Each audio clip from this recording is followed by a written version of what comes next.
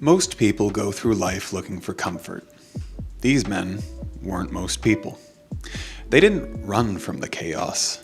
They stared into it, into the madness of the mind, the silence of the stars, the meaning of suffering, and the absurdity of modern life. Some were scientists, some were poets, some were emperors, some lived in gutters, but all of them asked the same impossible question. What does it mean to live well? This is a journey through their minds, their philosophies, and their battles. These are the men who solved life. Carl Jung, a man who believed that truth hides in our dreams, our shadows, and the ancient symbols buried deep within us. He didn't just explore the mind, he tried to map the soul. Everything that irritates us about others can lead us to an understanding of ourselves. Carl Jung. Do you ever stop to wonder why certain types of people just instantly piss you off? Maybe it's a kid in class who never stops being cringe, or people who sing all the time, or a friend who constantly hogs the spotlight. According to the philosophy of Carl Jung, there might be something deep within you that's just like that annoying person. It's the part of us that we refuse to see, our shadow. But embracing this part of us might bring forth answers to questions about ourselves we've always had. In this episode, we'll dive into Carl Jung's groundbreaking ideas about the human mind, exploring the hidden world of the unconscious. You'll learn how to confront your shadow, because if you do not, you will slowly become the very thing you despise. Imagine what it takes to be the kind of person willing to spend an entire lifetime digging into the depths of the human mind. Does such a person become more human, or do they trade their humanity in the process of finding meaning? All the great thinkers throughout history likely encountered this dilemma as they dug deeper into the human psyche.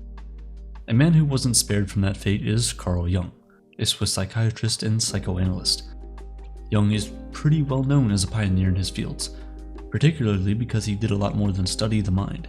He mapped it out like an explorer charting unknown territories. His work laid the foundation for some of the biggest ideas in technology today, from personality types to concepts like the inner child. At least that's how textbooks describe him. However, he wasn't some sage who found understanding after a week of meditation.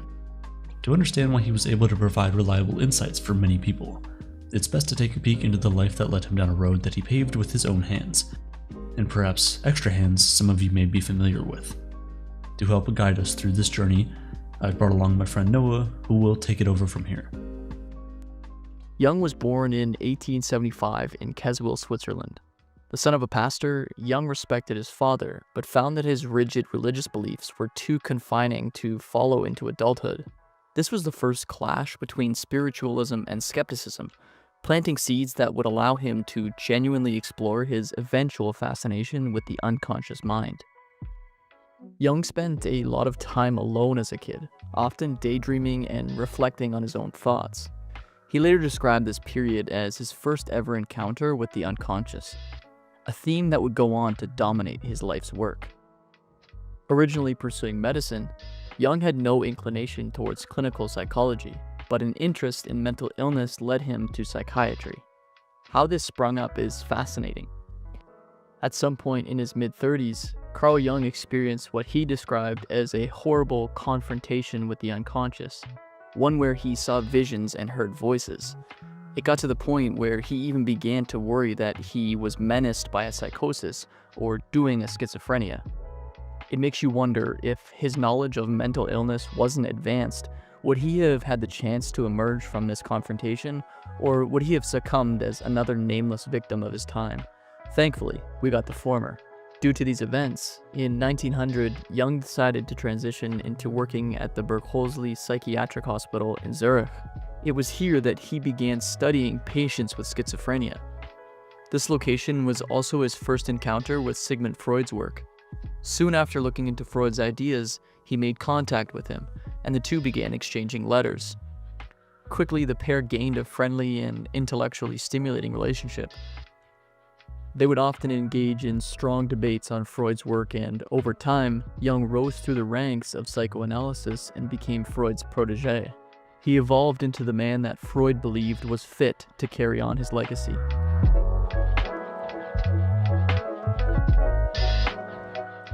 But Jung didn't stop at Freud's theories. He expanded on them, sometimes in radical ways. While Freud was fixated on repressed sexual desires and the influence of childhood on individuals, Jung believed that the human mind was more than a fleshy storage unit for past traumas.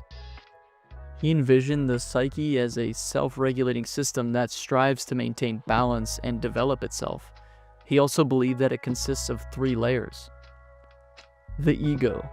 This is the conscious mind, or the part of us that interacts with our world.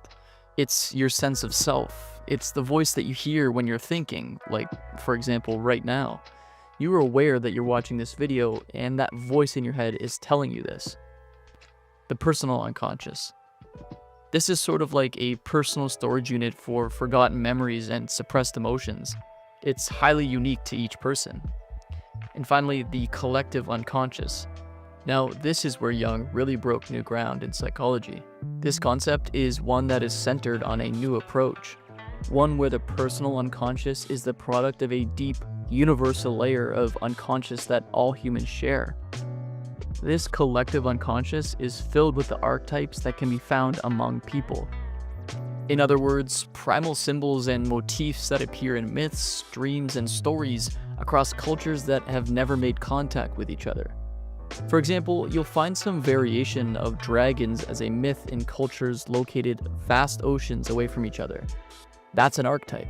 However, for Jung, these archetypes help to better define human behavior.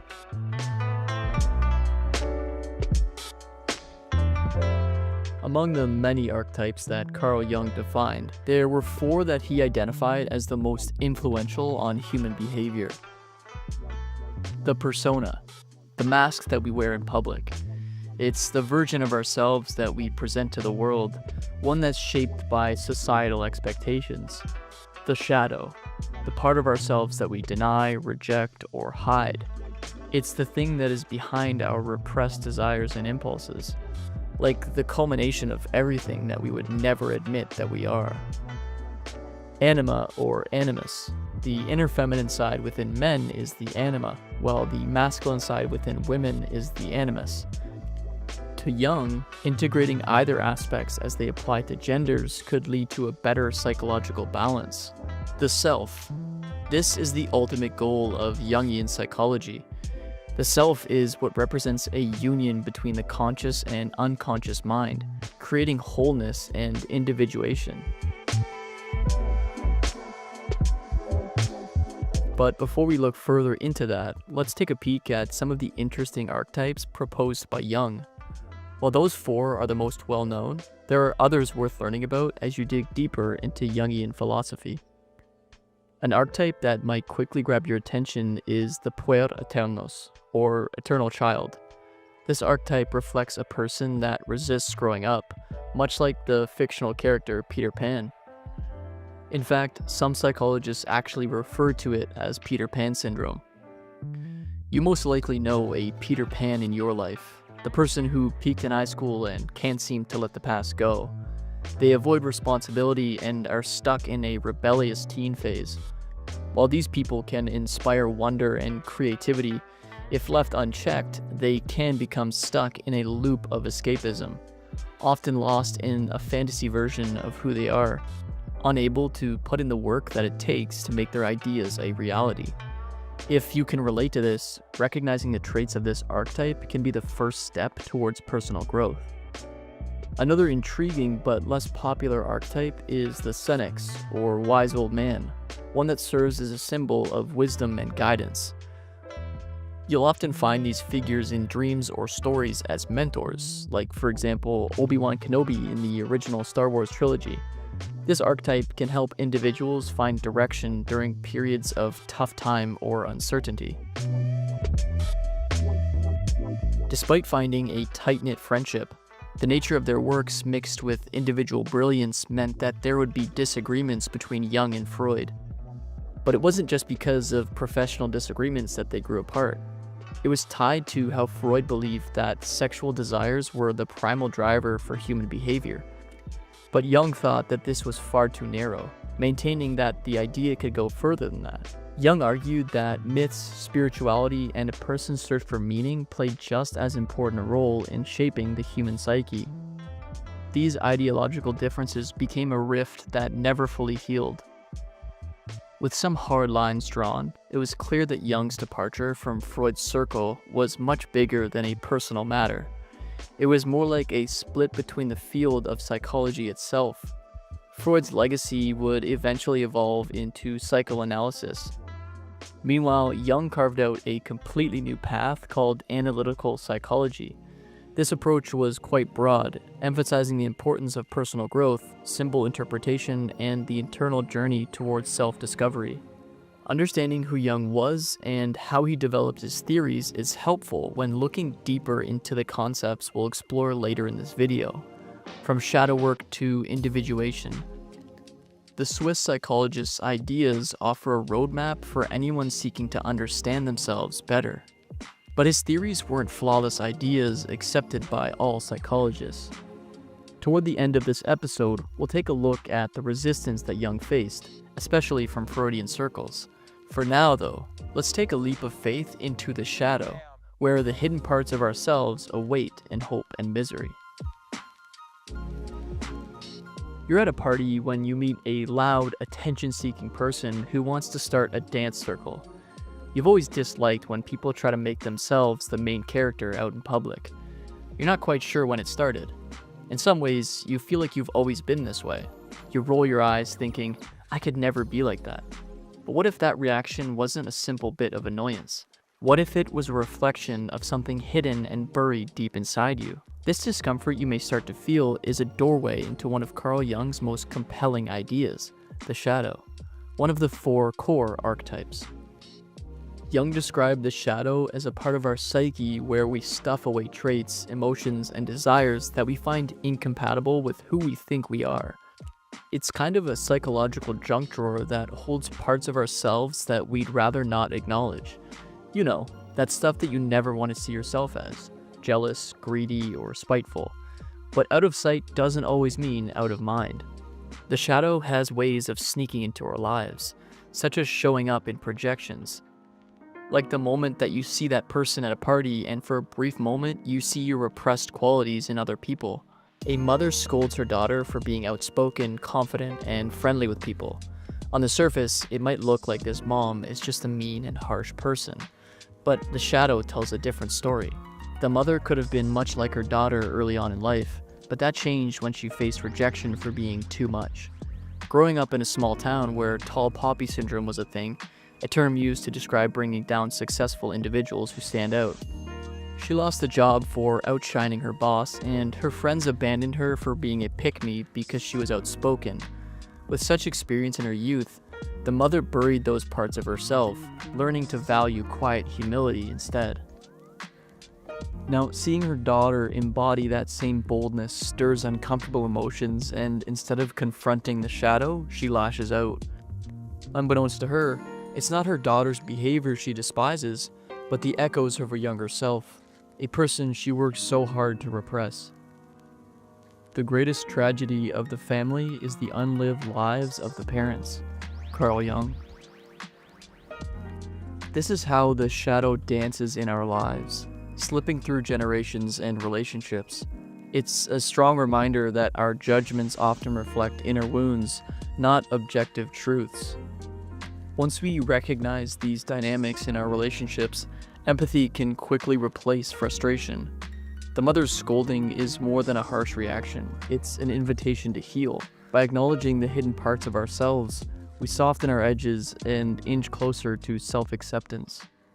But what do we do once we encounter the shadow? To Jung, confronting this part of ourselves could unlock growth and more self-awareness. This process is known as shadow work. Shadow work isn't a fancy term to lucid dream your way into defeating your inner demons, as cool as that sounds. Instead, it's a bit like befriending the monster under your bed. By facing the parts of us that have only known darkness for so long, we reduce their hold on us and reclaim the energy we once spent suppressing them. In practice, it looks like this: journaling about moments where you had strong emotional reactions, asking yourself, what part of me is this situation reflecting, or working with a therapist trained in Jungian analysis. Yes, you can engage with professionally trained therapists on this topic.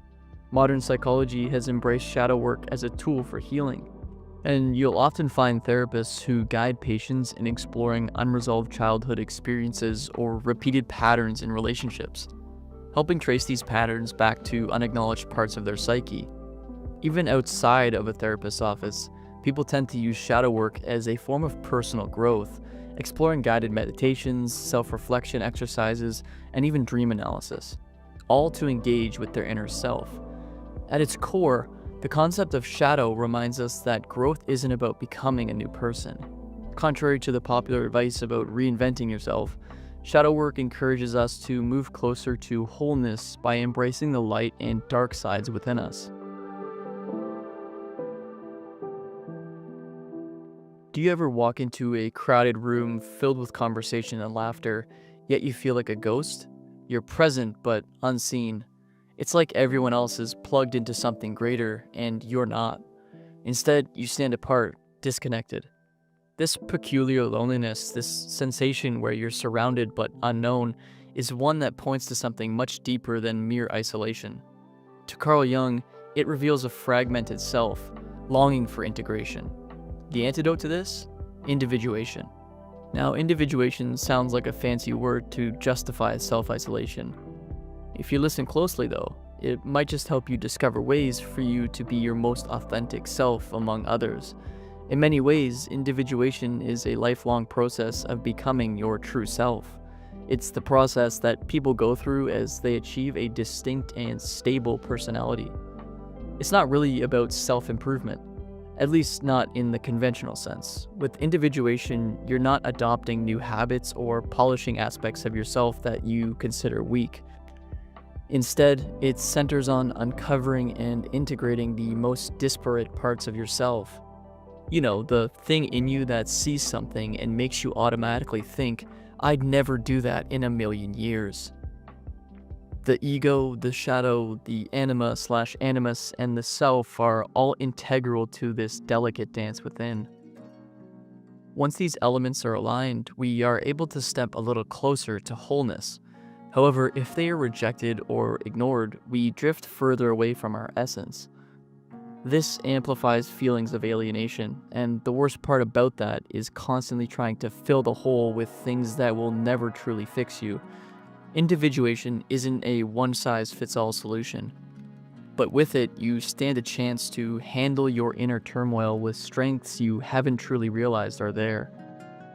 Loneliness is often a signal that this inner work is being neglected. Because of that, we attempt to fill this void externally by seeking attention, admiration, and validation. We start to hold on to the hope that if others notice us, maybe the ache inside will subside. Social media doesn't help with this tendency either, encouraging main character energy, where one's life is curated for an audience. We slowly become performers in our own stories, desperate for validation and applause. Yet, Jung argues that this pursuit is hollow. How is this possible? For one, individuation teaches that fulfillment doesn't come from being seen, but from seeing ourselves and others with clarity. Mix that with a healthy dose of compassion, and things start to make a lot more sense. Let's use this example. You scroll through your Instagram feed, occasionally pausing when you're looking at a perfectly curated life of an acquaintance. As you stare intensely at their photos, you feel a twinge of envy arising. Rather than dismissing this bitter emotion in embarrassment, consider this moment as an invitation to experience individuation. What could be the unmet desire or repressed quality that this envy highlights? Do you envy their holiday photos because you're secretly longing for adventure? Do you talk down about them returning to their ex for the third time because you're secretly scared nobody loves you enough to want to keep trying? Do you have secondhand embarrassment for their weird TikTok videos because you've had to keep up an appearance of being put together? All it comes down to is the parts of yourself that have gone unnoticed. Individuation asks you to sit with these feelings in totality, no judgment, just you looking in the mirror and unraveling the messages held within your discomfort. This process of turning inward is what helps cultivate a richer connection to the self. In a paradoxical way, it also lessens loneliness. As we engage in deep self-reflection, we grow and become better equipped to engage with the world authentically. Slowly, the need for external validation fades, and it's replaced by a cool, quiet confidence, one that is entirely rooted in self-awareness. A practical approach to individuation and, by extension, combating loneliness involves shifting our focus outward. Now, sure, this may seem counterintuitive, but by noticing others constantly striving to be noticed, we dissolve the barriers that isolate us. So the next time you're outside, instead of thinking about how depressing it is that you don't have many friends, try something new, living outside of your own head. Consider striking up a genuine conversation with someone who often fades into the background, the types of people that you'd think of as NPCs, a delivery guy or a shop owner. Nothing too crazy, just a little bit of human connection. Pay attention to the unnoticed details of their story. By building a habit out of a simple act, you can experience some transformative changes in your own life. As you learn to see others deeply, we mirror that same sort of attention inwards, fostering the same recognition within ourselves. It all starts to make sense once you draw it out in your own head. If there are parts of you that aren't ever seen as relevant within your own self, you're likely using a similar level of harshness in how you judge other people to some extent. Jung believed that solitude was an essential ingredient in individuation, but it's not the loneliness that happens when you're disconnected from the world around you. Instead, it's the solitude that exists when you're in tune with the unconscious mind. Through constant practices like meditation, journaling, and creative expression, we're able to engage with the hidden parts of our psyche, allowing the unconscious mind to finally speak. These solitary moments are what weave together the fractured aspects of the self, drawing us ever closer to psychological wholeness. To begin this journey, here are some practical steps worth looking into. Engaging in creative outlets. Creativity is often overlooked in the journey towards self-improvement, but being familiar with who you are and how your mind prefers to express itself is crucial. Art, music, and writing are the source of things that bypass our ego's defenses, allowing hidden aspects of ourselves to surface. Forget about producing a masterpiece. Instead, create for the sake of exploration. It's the journey or process itself where the true value lies. Therapeutic exploration. Jungian analysis or other depth-oriented therapies are strong sources for a sense of structure towards individuation. A trained therapist can guide you in steps like engaging with the shadow, uncovering projections you've held towards other people, and integrating unconscious material. Practicing mindfulness. When you're able to carve out moments of stillness every day, it'll go a long way in getting you comfortable with being yourself. It also allows you to reflect on emotional triggers, recurring conflicts, or intense reactions. Asking yourself, what part of me is being activated here, is a helpful way to unlock some profound insights. Building authentic connections. Individuation thrives in a relationship. This goes beyond the romantic side of things and into communities or friendships where vulnerability is encouraged. By sharing your inner world with others, you can accelerate individuation, revealing hidden strengths and blind spots within. Journaling emotions and dreams. Dreams are seen as the language of the unconscious. They offer clues about neglected parts of our psyche. When you keep a journal by your bed and quickly write down your dreams upon waking, you'll gain some cool insights. Over time, symbols and patterns start to emerge, pointing to areas of yourself in need of integration. Instead of viewing life as some sort of performance, you start to fully inhabit it. The loneliness fades not because the external world shifts, but because you're able to deepen a relationship with yourself. You start to recognize that the connections you seek outwardly are, at their core, a reflection of the connections that you've cultivated within. Jung's perspective on individuation isn't some far-fetched ideal meant for philosophers or mystics. It's for the everyday person. A practical path laid bare for anyone willing to engage with their inner landscape. While the journey is sure to be solitary at times, it leads us back to the collective, making us more connected, whole, and a lot more at peace with who we really are. Although Carl Jung has proven himself to be a helpful voice in the field of psychology today, his influence hasn't been met without a healthy amount of skepticism. Concepts like the shadow, archetypes, and the collective unconscious have helped to shape psychotherapy, pop culture, and literature. Yet, critics have had one specific issue with the philosophy. And the issue in question is the metaphysical nature of Jung's theories. To put it simply, there are a lot of people who feel that Jung's work can't really be tested with science or put in practical terms. If we truly want to fully appreciate this iconic philosopher's work, it's essential to explore his strongest criticisms and the debates they've ignited within psychology as a whole.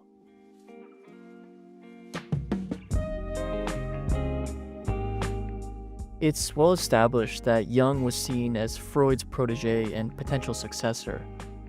Both agreed on a lot, especially in their interests in the unconscious mind.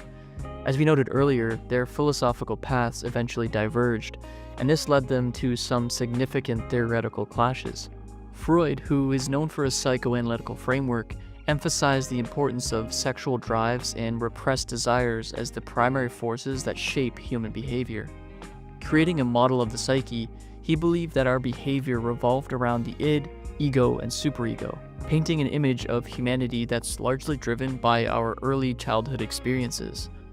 For Jung, he proposed a broader, more spiritual view of the unconscious.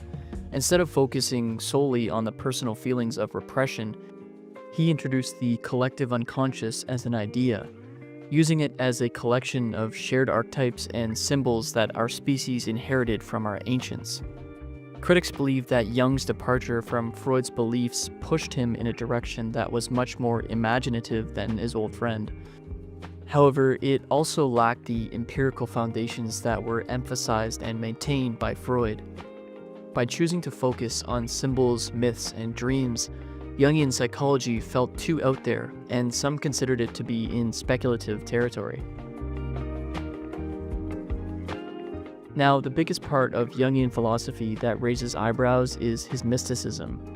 This is a person who was never one to shy away from astrology, alchemy, or religious symbolism.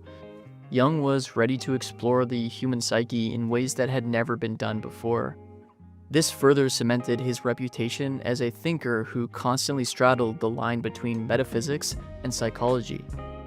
Some interesting things about Jung include his belief in synchronicity, the idea that coincidences always have a meaningful connection. He also used tarot cards and an I Ching, an ancient Chinese text that functions similarly to tarots.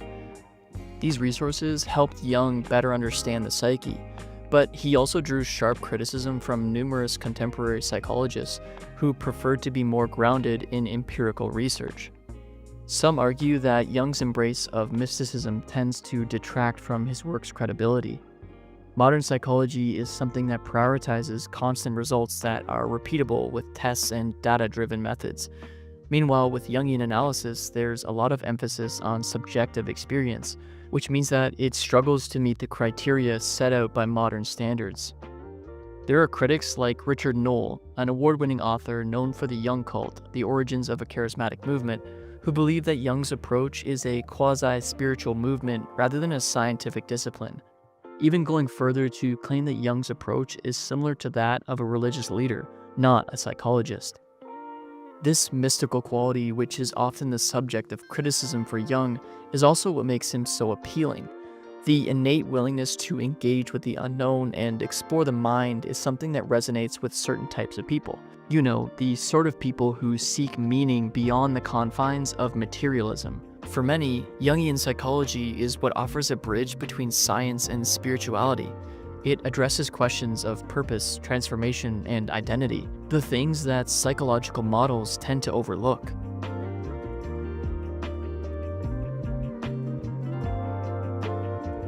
Another common critic of Carl Jung's work lies in the complexity it brings, yet there aren't many practical ways to apply them.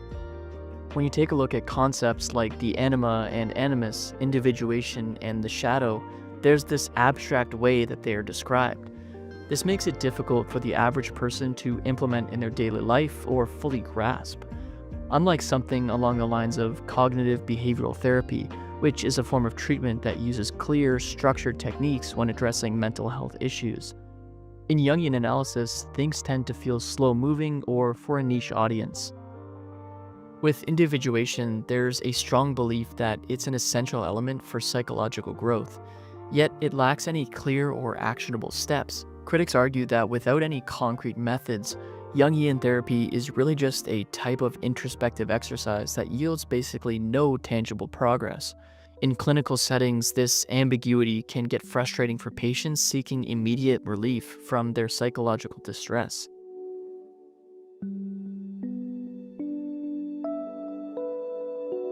In the 21st century, you'll notice that Jungian psychology has evolved quite a lot. Some practitioners have attempted to ground some of Carl's ideas into contemporary research. Neuroscience is a field that has started to show interest in the role of the unconscious, particularly in the ideas like the unconscious mind and its role in influencing patterns of behavior. This heavily echoes Jung's notion of archetypes. Yet, we also have some modern psychologists like Jordan Peterson who draws heavily from Jungian ideas in his writings and lectures. He also has faced a lot of criticism for oversimplifying or misrepresenting Jung's more nuanced theories. Peterson's take on concepts like the shadow has introduced Jung to wider audiences, but it has also sparked a debate on whether or not these simplifications dilute the richness of Jung's original work. One thing Jungian psychologists can't seem to shake away from is this portrayal of the anima and animus. Arguments are often made about the description of these inner figures as they tend to reinforce gender stereotypes. On one side, femininity is seen as emotional and passive, while masculinity is represented as strength and logic. While Jungian analysts point towards the fluid and constantly evolving nature of these archetypes, critics argue that such frameworks actually risk promoting outdated notions of gender roles. Despite the strong criticisms, Jung's work continues to prove valuable. His theories invite exploration into the inner world in ways that extend beyond diagnosing symptoms. Instead of feeling like a checklist, Jungian psychology encourages a holistic approach to mental health. Although some of his ideas can't withstand scientific scrutiny, they still offer tools for self-discovery and artistic inspiration. On a deeper level, criticisms of Jung mirror the dualities that he sought to explore in his work, especially relating to science versus spirituality. Jung's greatest contribution doesn't lie in providing definitive answers to questions, but rather promoting us to ask much deeper questions about the nature of the human mind and the mysteries shaping our existence.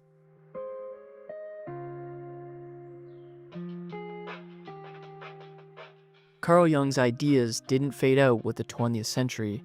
No, they've woven themselves into the very fabric of today's art, pop culture, and psychology. His exploration of archetypes and the collective unconscious play a major role in the ways stories are told and how we understand ourselves.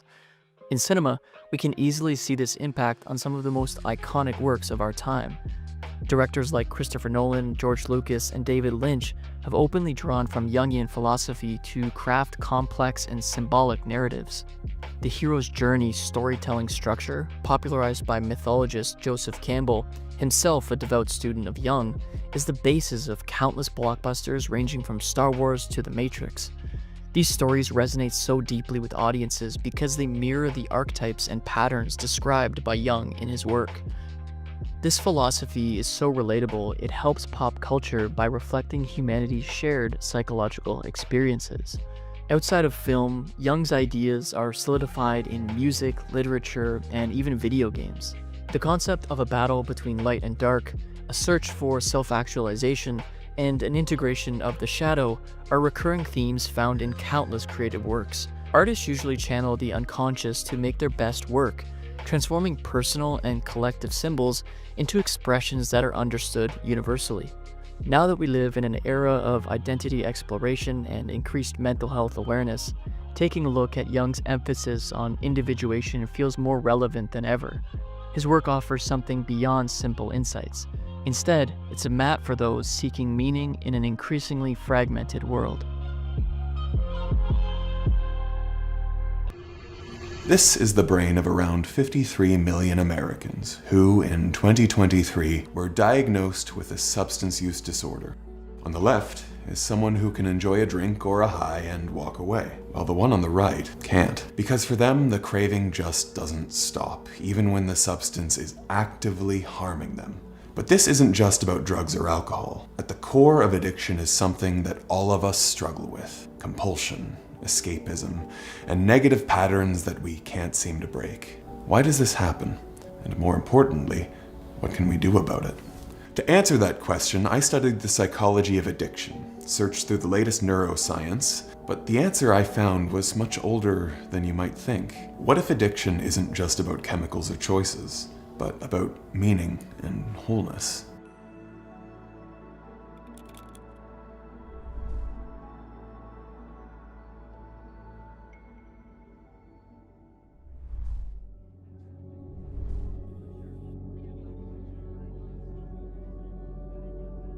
Addiction used to be a dirty word. People who struggled with substance abuse would suffer in silence, alone. Families were ashamed, unsure of how to feel about their loved ones who seemed to be plagued with unsolvable problems. Students were taught that they could just say no through academic programs that shaped addiction as a choice.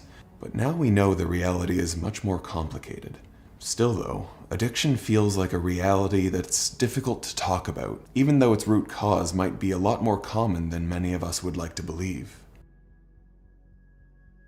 Have you ever tried to stop doing something, even if it's just something small, and then realized you couldn't? For instance, you tell yourself you won't check your phone after 10 p.m., but there you are, scrolling again. Or you've sworn off caffeine or junk food, but it keeps pulling you back. Yeah, definitely.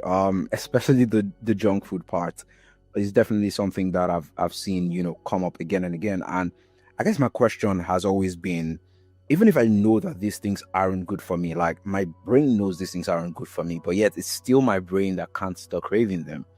I've always wondered, like, what is that disconnect between, these cravings and basically the functional brain saying, okay, I don't need this thing. And that's something I've always to understand. That feeling of being at odds with yourself might not be a full-blown addiction, but it does give us a glimpse. For most people, the brain tends to self-regulate, and if you try hard enough, that craving can fade, but addiction is a lot different. Addiction is like a hijacking of the brain. These substances basically take over the brain and completely rewire its natural learning system. They reprogram the brain to obsess over and pursue these substances, even when it's actively causing harm.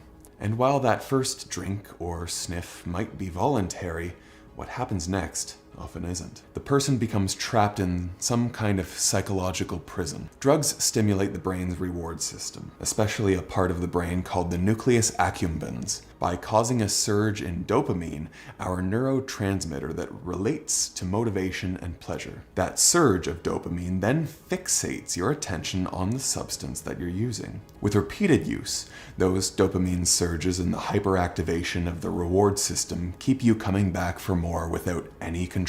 Our prefrontal cortex governs judgment, self-control, and decision-making. Connections to that part of the brain get weakened when someone is struggling with addiction. Their ability to choose or delay the gratification of using drugs is impaired. After reading and understanding all of this, I still wasn't satisfied. Sure, all of this explains how addiction works from a neurological point of view, but it still didn't explain why it happens in the first place. Why is the brain, who is so good at ensuring its own survival, suddenly create this psychological trap? And why is it so difficult to break out of it? During my research into all of this, I discovered Carl Jung. Now, have you heard of the psychologist Carl Jung?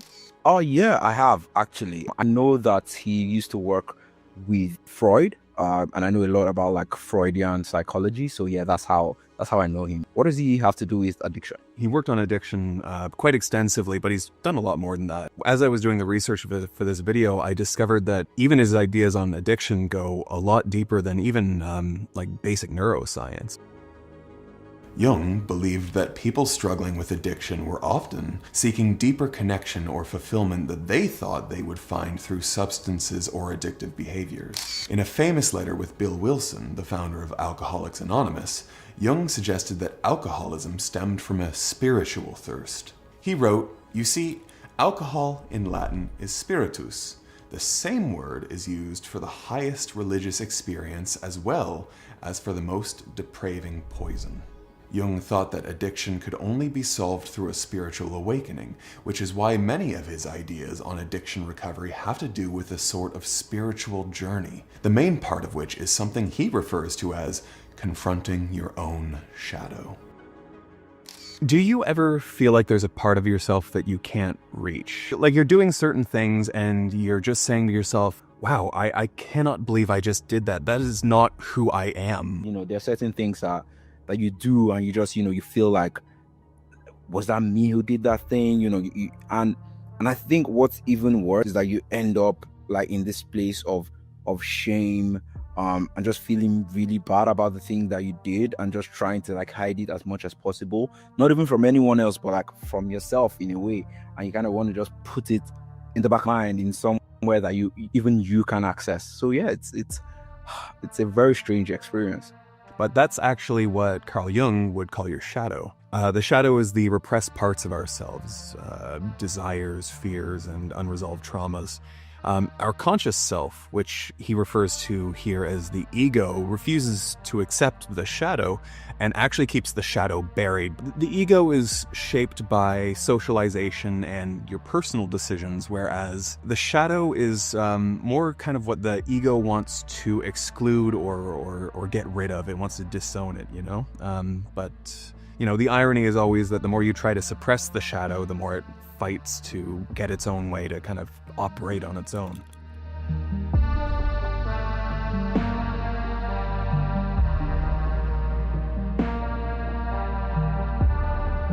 Addiction isn't always about substances. Sometimes it's the subtle daily compulsions, like checking your phone every few minutes that quietly rewires your brain. We often think we're in control until we try to stop.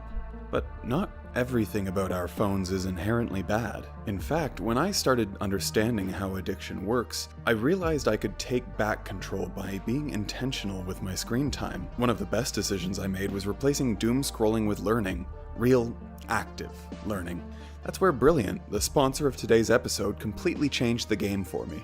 Instead of passively watching lectures, you learn on Brilliant by solving puzzles, interacting with concepts, and building intuition, a method that's proven to be 6 times more effective than just video lessons alone. Whether it's AI, math, science, data analysis, or programming, Brilliant walks you through step by step, helping you grasp the fundamental principles that make the world tick. Marcus Aurelius truly believed in not just learning, but implementing the lessons that he learned. This is exactly the same philosophy that Brilliant applies to their courses. I recently took their How AI Works course, and it completely opened up the confusing world of AI chatbots like ChatGPT, Claude, and Grok that have pretty much taken over our world by this point. Through this course, I learned how AI thinks, learns, and makes decisions, and it changed how I interact with them. Daily learning like this can rewire your brain and help you think more critically, solve real-world problems faster, and recognize the hidden logic behind everything, from basic equations to advanced algorithms. Brilliant's courses are crafted by an award-winning team of educators and researchers from Stanford, MIT, Caltech, Microsoft, Google, and more. If you truly want to live like the Philosopher King, then learning every day is definitely for you, and Brilliant makes this accessible to everyone. To try out the How AI Works course, or any of Brilliant's incredible content, you can do it completely free for 30 days by visiting brilliant.org/aperture, or by scanning the QR code on the screen right now. You'll also get 20% off an annual premium subscription if you want to take your learning to the next level. So stop scrolling and start thinking, and make learning a daily habit.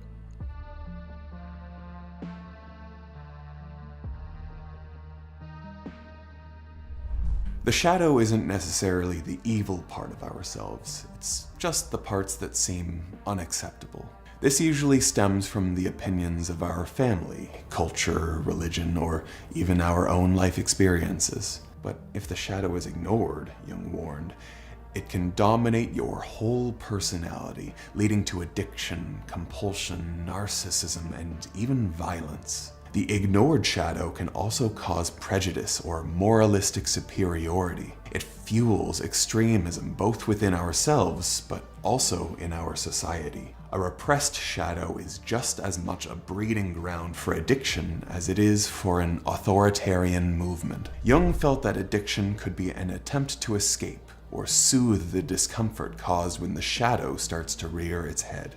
Instead of confronting those painful feelings or traumas, addiction offers a way to push them back down. Substances or behaviors can act as numbing agents against this psychic pain. Instead of doing the often painful inner work of facing one's shadow, someone may turn to substance abuse instead. Jung saw all this as evidence of the split psyche between the ego and the shadow. When a person becomes addicted, the ego is no longer in charge, and the shadow begins to express itself through substance abuse. Someone struggling with addiction might say, "It wasn't me," or "I don't know why I acted like that." Jung tells us that they are probably right. It wasn't the part of themselves that they know, their ego. It was their unconfronted shadow taking center stage, which can be a very jarring and very dangerous experience. Addiction doesn't just stem from the shadow, but it becomes a part of the shadow as well.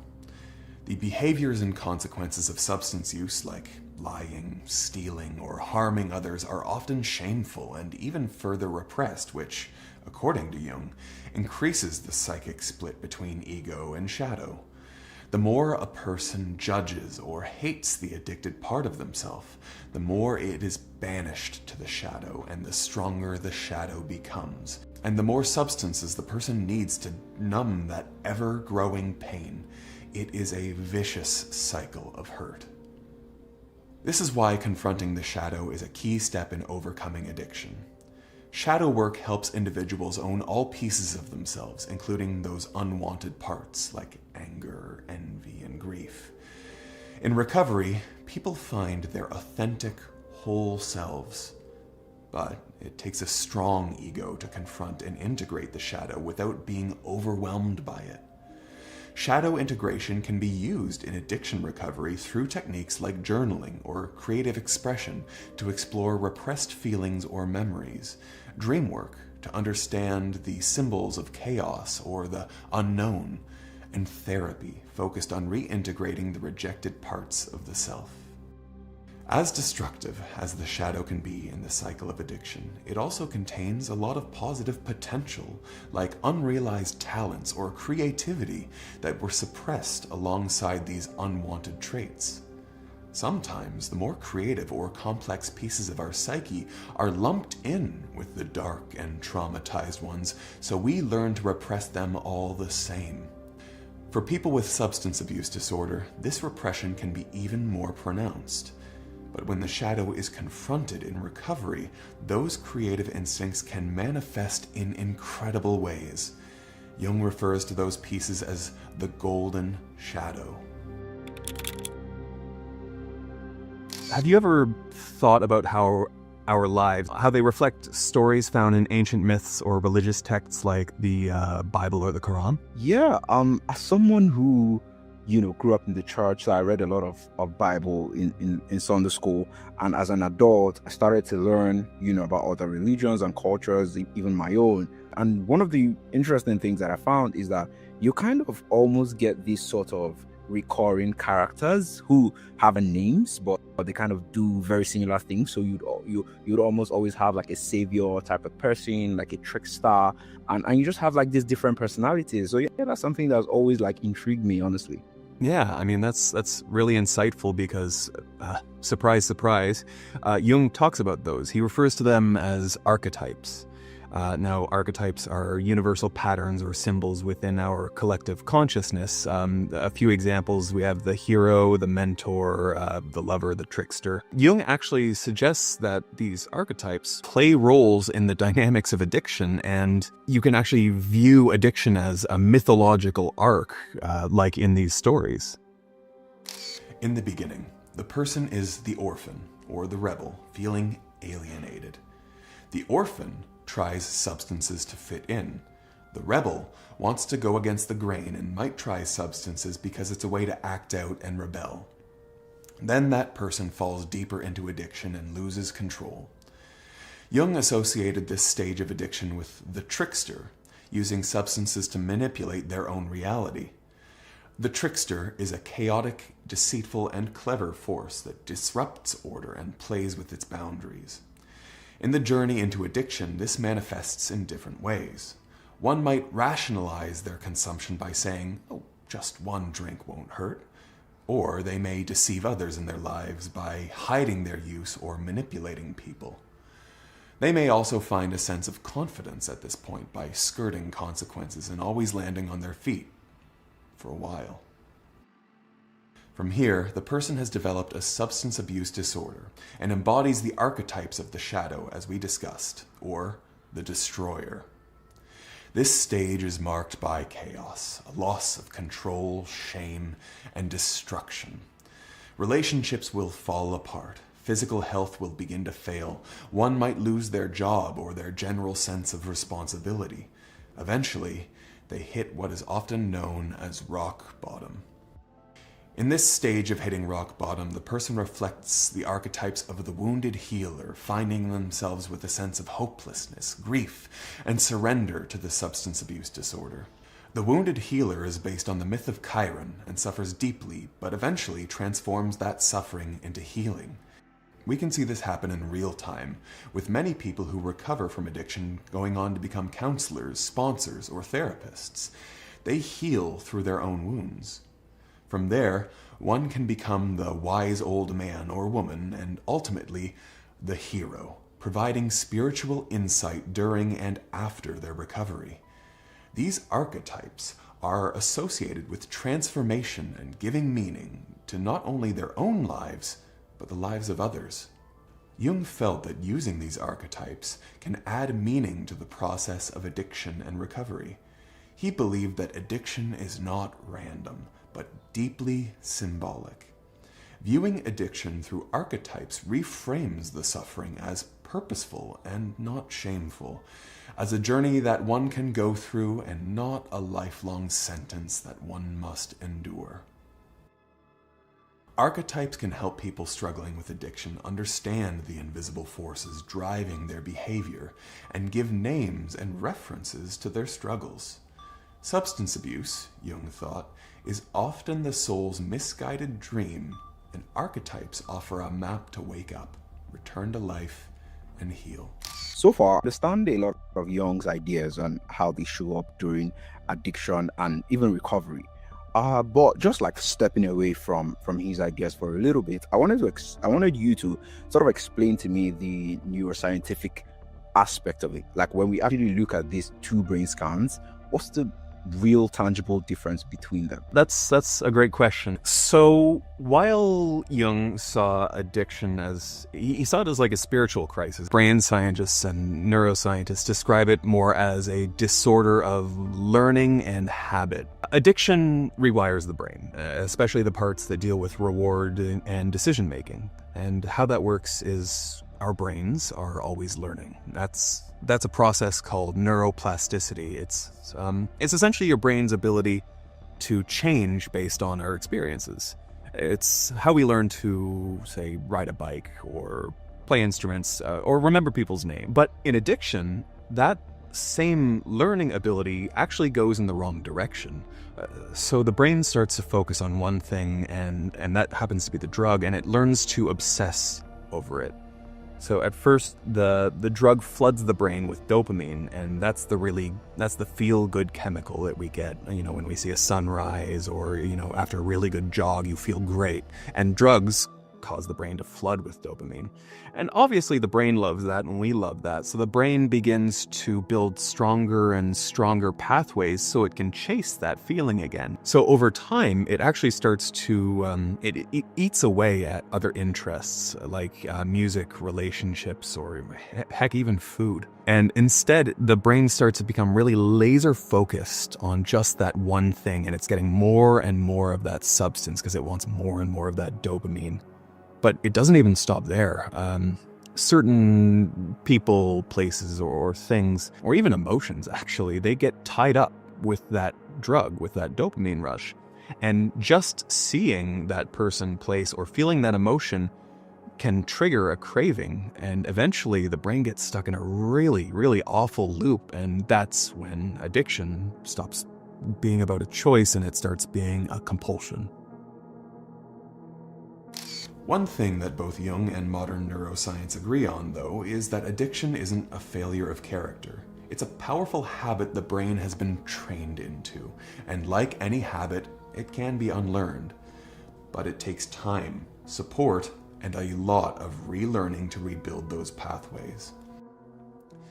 And that brings us to a bigger question, one that shapes how we treat addiction and how we fund its research and even how we judge the people who suffer from it. Is addiction a disease or a disorder? Is there really a difference? Well, actually, there is. So imagine that you're looking at two houses on your street, and one of them has this huge gaping hole in the side, and the damage is obvious. You know, there's the shingles are falling off, and you know as soon as you look at it what's wrong. Now, there's a second house right next to it, and the second house looks like it's off. Make no mistake, you can't quite place what it is, but you know there's something wrong with it. And so if you were asked to fix one of these houses, which one would be easier to fix? Definitely the one with the walls broken in. Even though it sounds like a lot more work, I think just the fact that I know exactly what is wrong from just looking at it means that I also know what to fix. With the second one, where you said like I don't really know what's off, like I feel like that's going to take a lot more time to figure out first what's wrong before like figuring out how I can fix it. So definitely the first one with the walls broken in. That's essentially the difference between a disease and a disorder. So describing a disease, it usually means that there's something wrong physically, like there's something damaged physically. There's a structural change in the body or the brain, and that change can produce symptoms. And the treatment for a disease is usually pretty direct, whether it's medication, surgery, or some kind of intervention, But a disorder, on the other hand, is a lot more subtle, and that's the house where you can tell something's off, but you're not sure what. It's a functional disruption, and it means that things aren't quite working the way they should, but nothing really looks obviously broken. And that can mean that the symptoms, or even the causes, and therefore the treatments, are a lot harder to define. There has been a debate about whether addiction is a disease or a disorder. Many institutions, like the American Medical Association and the National Institute on Drug Abuse, define addiction as a chronic brain disease. But some researchers, clinicians, and philosophers argue that calling addiction a disorder more accurately captures its psychological behavior and social dimensions. Addiction changes brain function, not because the brain is broken physically, but because someone's normal processes have gone awry. While addiction changes the brain is neuroplastic, so these changes are not irreversible as they are in many other diseases. Perhaps the most convincing argument that addiction is a disorder and not a disease is that to label it a disease indicates that someone is simply at the mercy of their own biology, as they would be if they got cancer or diabetes. But we know that behavior plays a major role in how people who struggle with substance abuse recover. In many cases, changes in behavior and mindset can lead to a full recovery.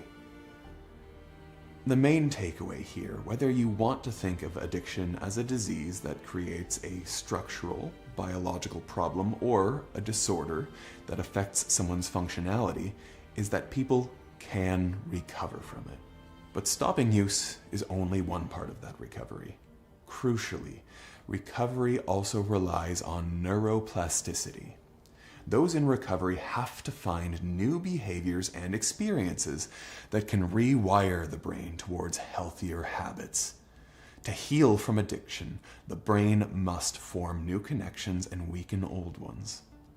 This can be done by building new habits like exercise and therapy, reconnecting with natural rewards like an amazing meal or playing fetch with your dog, developing emotional regulation and stress tolerance when things get tough, and practicing mindfulness, which has been shown to enhance neuroplasticity. Labeling addiction might help some people navigate it, but what's important to remember is that recovery is possible. It is shifting things around in that house to make it livable again. This is where Carl Jung's philosophy offers a more practical approach to healing. Addiction and substance abuse from a Jungian perspective are not just behavioral or biological disorders, they are signs of a disrupted or blocked individuation process. There are several elements that all of us, but especially those with substance abuse disorder, have to reconcile. One is the ego, or our conscious mind. This is our sense of identity. Individuation starts when the ego recognizes that it is not the whole self, but just part of the larger psyche. Then there's the personal unconscious, which is the layer of ourselves that contains forgotten memories, repressed emotions, and experiences that are unique to us and only us. Individuation requires that we confront and integrate this unconscious. This can happen through methods like reflection in the form of journaling or meditation or dream work, where we analyze symbols and stories that come up in our unconscious. And then we have the shadow, which we now know is all the traits that the ego has rejected or repressed. A major step in individuation, especially for those dealing with addiction, is facing the shadow without fear or judgment and reclaiming its energy in a conscious, meaningful way. Addictive behavior can be understood as a symbolic search for inner wholeness. For men, this might mean accepting vulnerability, emotional depth, and relational sensitivity. For women, this could be embracing confidence, rationality, and assertive self-expression. It's not about the binary of gender, but a guide towards emotional balance that often gets thrown out of whack during this cycle of addiction. And then there's the self. The self is the central archetype of wholeness, the totality of psyche, both conscious and unconscious. It is the guiding force behind individuation, which is often symbolized by wise figures or spiritual experiences. When the individuation process is stalled or avoided, as is often the case in a struggle with addiction, the individual may feel empty, fragmented, anxious, or depressed, or disconnected to any sense of purpose. Substances offer a temporary escape or counterfeit version of this wholeness. Since addiction can seem like wholeness, it cuts someone off from individuation. The person with substance abuse disorder gets so deep in the addiction cycle that they then think that they are whole, but really they're just pushing away any intention to explore their inner selves. The addiction cycle seeks comfort and escape, suppresses inner life, and is driven by compulsion and results in a loss of identity. On the other hand, the individuation process seeks truth, engages with the inner life, is guided by meaning and self-awareness, and allows people to emerge as their authentic selves with an understanding of their true identity. Recovery is, according to Jung, a process of becoming whole through self-awareness and resolving internal conflict. As in the 12 Steps of Alcoholics Anonymous, which Jung influenced, recovery often involves surrender to a higher power. Most people think of this as a religious experience and the higher power as a deity, but that doesn't have to be the case.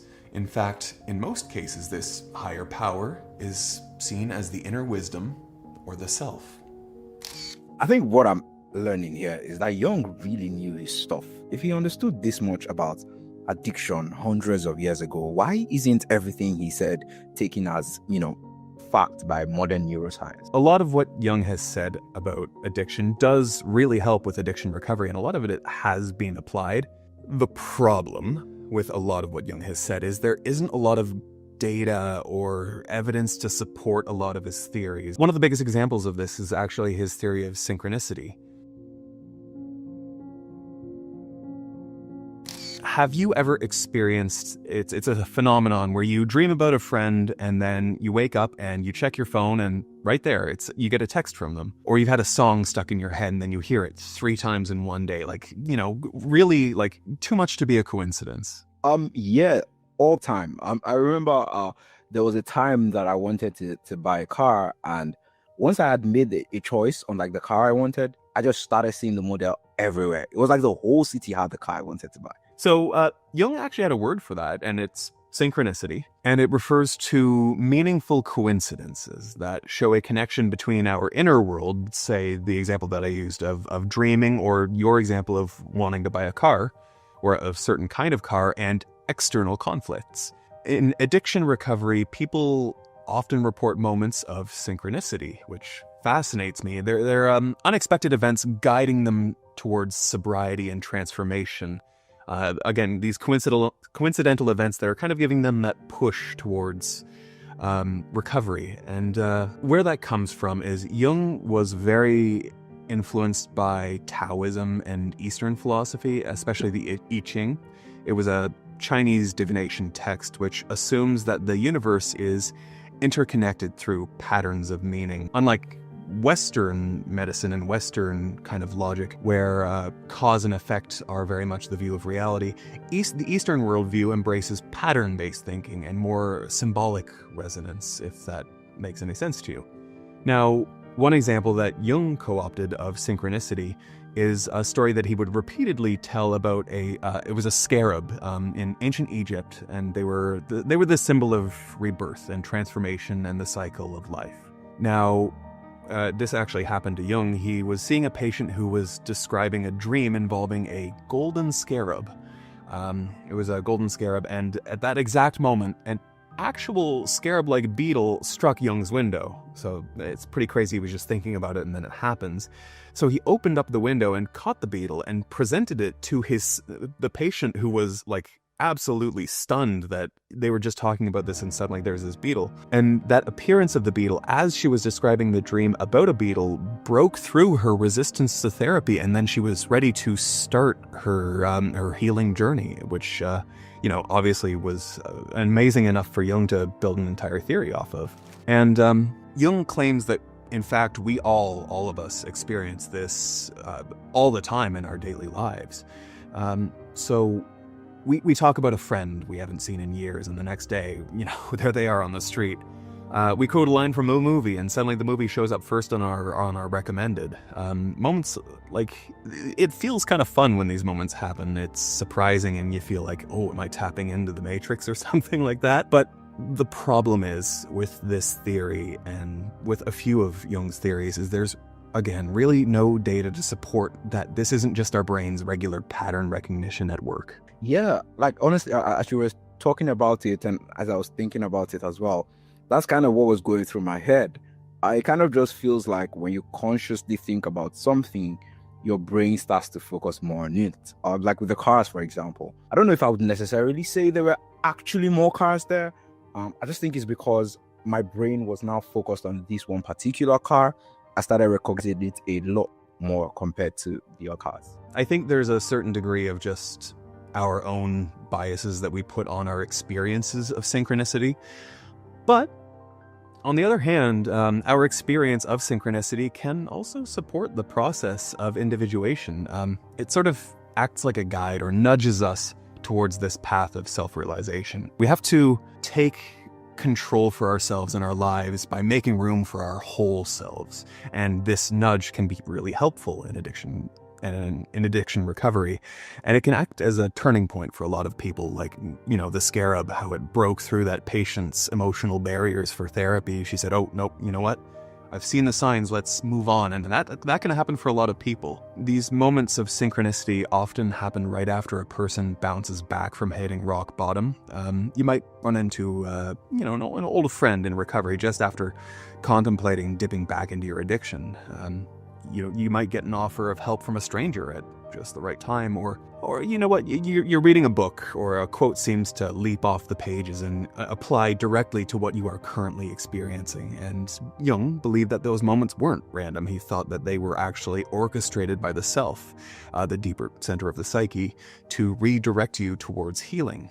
And whether or not he was correct, it's definitely worth noting as something that it does help people out when they feel like they're not immediately in control. Jung's ideas around addiction stem from years of research on patients and his own observations. He emphasized the need for transformative or spiritual experiences to overcome psychological challenges like addiction. But seeking a spiritual awakening can be a heavy task of someone struggling with substance abuse. How can you even think about such a transformational moment when you're just trying to make it to the next day? What Jung's thinking lacks are some of the more basic steps some people can take to break the addiction cycle. Yes, it is important to confront one's shadow or inner traumas, but it's also just as important, if not more, to create simple habits like exercise or meditation. There's also the reality that spiritual thinking just isn't for some people. It might be helpful to believe in some larger power or element at work, but if that worldview doesn't resonate, Jung's insistence of spiritual transformation to recover from addiction could feel unattainable. Perhaps a deeper understanding of neuroplasticity and what can affect it is going to be a more effective tool. Jung did the majority of his work in the early and mid-1900s, well before a lot of modern medicine and prescription drugs were developed and before cultural thinking evolved. In this day and age, there are other therapies and medicines and even philosophies that can help someone move through addiction and recovery that can be separate from spirituality. However, if you strip away the labels and insistence on spiritual transformation, Jung's ideas can get at the heart of how difficult it is to escape the claws of addiction. They also help outsiders understand what the individual is going through because his ideas are so universally applicable. We all grasp the concept of not wanting to confront our deepest traumas and turning to something else to mask that pain, even if that mask isn't necessarily substance abuse. By fostering this type of empathy, Jung creates a language that makes it easier to talk to and about people who are suffering. As science evolves and past ideas become irrelevant in many cases, Jung's findings still ring true today. The key isn't to take them wholly literally. As with all therapy, advice, or guidance, part of the onus is on us as individuals to take the pieces that resonate and leave behind the ones that don't. Without the ability to adapt old ideas for new times, we wouldn't be where we are today with our attitudes about addiction. We would still be trapped in the negative way of thinking that people dealing with substance abuse have somehow failed at life and are irreparable. Of course, we now understand that that couldn't be farther from the truth. In many ways, Jung was one of the very first voices to paint addiction not as a moral failing, but as something that was deeply connected to someone's inner life. He was way ahead of his time in this sense and actually thought much more like current addiction researchers and therapists than the medical professionals and religious leaders of his day. I think all in all, Jung's ideas were definitely revolutionary for his time, and honestly, the fact that we can still use a lot of what he taught today is really amazing. Fun fact, I've actually never had alcohol before because I'm just worried I'll get addicted to it because I believe that I have an addictive personality, whatever that means. So just hearing all of this, it kind of made me realize that, okay, maybe I need to do some shadow work on myself to understand what part of myself I'm hiding away from. By the way, I definitely want to know if I'm the only one that feels this way. So you guys just comment down below if you've ever struggled with substance addiction. And if you have, and if you haven't, if you're like me, you also live with constant fear that if you ever try something, you'll get addicted. I'd just love to hear your thoughts. Whether it's through Jung's ideas or modern science, the important thing we must all remember is that recovery from addiction is not only possible, but it can lead to a much better life than the one that you had before the addiction. In connecting with the shadow and balancing the neurotransmitters that went haywire, you can become an even better version of yourself, one that is whole and free.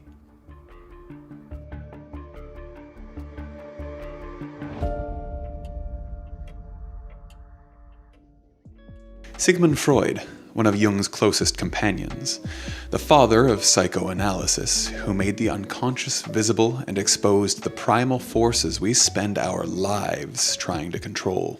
What does it take to change the world? Sometimes the price is everything, even your own life. This is the story of Sigmund Freud, the man who invented modern therapy and in the process destroyed himself. Like most things, there are three sides to Freud's story. There's the story he told himself, a man on a mission to decode the mysteries of the human psyche, the one people tell about him, that he was deranged, cocaine addicted, and sexually perverse, a lunatic drowning in a pool of his own theories. And then there's the truth. After reading dozens of papers, diving deep into the world of Freud, and interviewing Freudian experts, we've put together the story of a man who ravaged his own mind in his quest to change the world.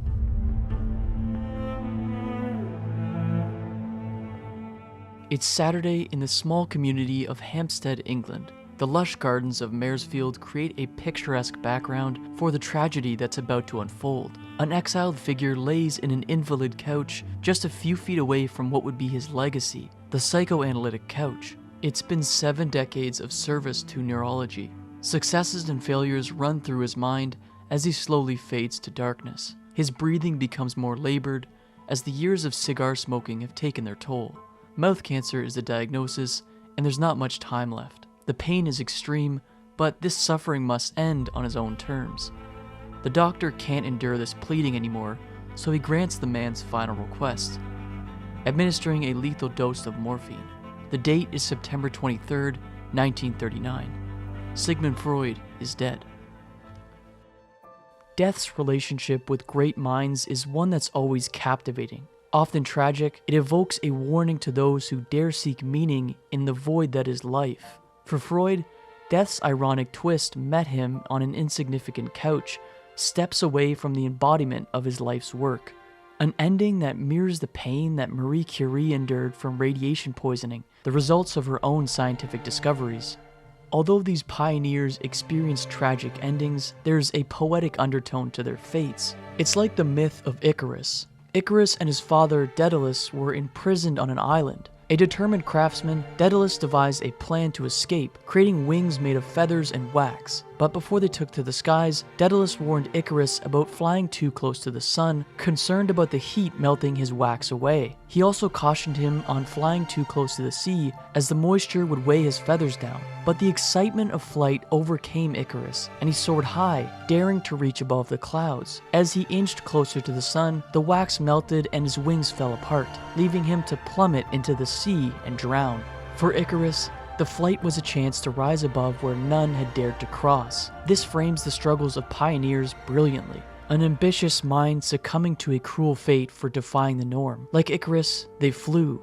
And in Freud's case, his work was the foundation of modern psychology. Yet, like Icarus, Freud flew too close to the sun, and as a result, his violent descent into the depths of human struggle was unavoidable. To understand what made Freud's fall so devastating, we have to go back to the beginning, and to help us out is Karen Doherty. I'm Karen Doherty. I'm a psychotherapist and a psychoanalyst and a documentary filmmaker. I'm in Amaranth, Ontario, rural Ontario. I'm part of the Toronto Psychoanalytic Society. That's where I trained. And I'm the host of the Canadian Psychoanalytic Society podcast, Conversations in Psychoanalysis Today. Born on May 6, 1856, in a time when religion defined society, Sigmund Freud's life was that of a true outsider. Being Jewish in the Catholic town of Freiburg, now called Pribor, located in the Czech Republic, Freud felt the mental anguish of alienation early on. Pushing religion to the side, he embraced atheism, further distancing himself from the people he was closest to. Freud was kind of anti-religion. For him, it's a little bit of a symptom. It's wishful thinking. For him, it's Oedipal to believe in God. It's like you want there to be an all-perfect father who tells you what to do and so on and punishes if you don't do it. But he really did think of religion as problematic, for sure. Freud's family was far from ordinary. His father, Jacob, was a wool merchant who had been married twice. His mother, Amélie, was Jacob's second wife and 20 years his junior. By the time Freud was born, he already had a nephew, John, who was a year older than him. Freud grew up in a household with unusual dynamics. His connection with his mother was even weirder. They were intensely close. Some might say too close. Family roles were blurred, and this confusion may have left an effect that shaped his later theories on familial relationships. Yes, the ones he's now infamous for. Freud was a lot like that one person that we all know. The one that can't let a debate go until they've made their point. His competitive drive wasn't just about winning, it was about uncovering truths, even if they were uncomfortable. And Freud's love for dispute was evident even in his childhood. While intense, this same drive led him to revolutionize our understanding of the psyche, but it also came at the cost of pushing those around him away. Freud's need to be right would also eventually contribute to his downfall. Academically, Freud demonstrated excellence right away. He attended the Leopoldstädter Kommunal Realgymnasium, and it was here that he developed a strong interest in books. Freud was the kind of student who would stay up late reading Shakespeare, searching for the answers to the world's most fascinating mysteries. His teachers often praised his brilliance, but it wasn't pure intelligence that set him apart. It was his unending curiosity, and that growing appetite for knowledge laid the foundation for his intellectual pursuits, including his development of complex psychological theories. A pivotal moment for Freud came at the age of 17, when he stumbled upon a poem he initially thought was written by Johann Wolfgang von Goethe. At the time, he was unaware of the profound impact that it would have on him. The poem in question, Hymn to Nature, provided him with a flash of inspiration, steering him towards medicine as a pursuit. Ironically, it later would be revealed that the work was actually written by George Christoph Tobler, a devout Christian and pietist, not Goethe. Nonetheless, Freud found Goethe's other work to be the source of inspiration throughout his life, often citing him in his theories and essays. Looking back, it really feels like the wildest butterfly effect. Throughout Freud's life, seemingly random events were catalysts for his most compelling results. When he started attending medical school at the University of Vienna in 1873, he wasted no time establishing himself as a gold standard student, particularly when studying the physical structures of the brain. At this stage of his life, Freud saw himself as a scientist first and a physician second, an approach that helped shape his later focus on the mind's more abstract properties. In the late 1870s, Sigmund Freud met Dr. Josef Breuer, one of Vienna's top researchers and 15 years his senior. It was through Breuer that Freud discovered the talking cure, a treatment encouraging patients to address their symptoms through conversation. Breuer had a patient, Bertha Poppenheim, referred to as Anna O in his studies, who initially began hypnosis treatments with him for her hysteria.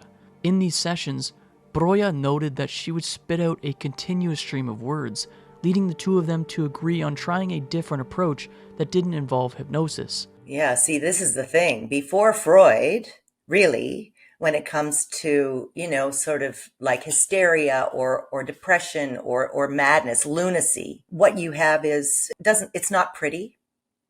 It's madhouses. It looks like exorcism, mesmerism, maybe hypnotherapy, chains, people locked up. This is one of the most revolutionary things that he does is he decides that he's going to listen to the patient. That's the heart of psychoanalysis, listening, a very particular way of listening. That in itself is at the heart of all good psychotherapy, the relationship between the patient and the therapist. When the patient feels heard, recognized, tuned into, really listened to, they tend to get better. Freud was fascinated by the idea that talking about one's problems could unlock hidden traumas. And after working with Josef Breuer, Freud began introducing the talking cure in his own practice. This influenced his development of free association, a method of treatment that focused on getting patients to talk about their darkest desires. The free association setup was simple. Have a patient lying on a comfortable and specially designed couch, communicating freely about their problems and desires. All while Freud listened intently, taking notes away from their line of sight. By peeling back their layers to uncover hidden desires, Freud believed that he could help these patients find the root causes of their suffering. This was the classic psychoanalyst setup, and it was a massive success. Today, modern therapy closely mirrors this. A patient lies on a comfortable couch, involved in an honest conversation while their therapist takes notes. The psychoanalysis setup was crucial, helping push Freud towards his groundbreaking theories. But this also worked as a double-edged sword, revealing Freud's own obsession with the process, specifically his hyperfixation on sexuality and the unconscious. Freud's relentless focus on these concepts was strange to his colleagues and critics, setting the stage for some of the consequences that would define his entire career. From Freud's point of view, all of his patients seemed to be driven by sex, but there was a huge hole in this conclusion. Many of Freud's patients were female, with most of them being bourgeois, or upper class. He believed in sex as a fundamental force shaping human behavior, and was determined to prove its role within the inner self. This idea would lead to his most controversial theories, such as penis envy and the Oedipus complex. For contemporary psychoanalysts, we still all look to Freud. We don't necessarily follow to the letter what Freud thought. When it comes to things like penis envy, for example, I don't know. I'm not so sure. Maybe some people, but certainly not all people. So I think when we start to imagine that all of his ideas are correct, or that they must be thought of as universal, I think that we get Freud wrong, and we get psychoanalysis wrong. This role of sex was ultimately debatable, but free association revealed the hidden desires that were at the root of many problems for his patients. He coined the term psychoanalysis as the process of treating these issues. After establishing a baseline treatment with free association, Freud began his most impactful work, introducing us to his structural model of the psyche. First, we have the unconscious mind. The idea that a significant part of our thoughts and motivations are hidden from us, kept away in a part of our psyche that we'll never fully access unless we dig deeper.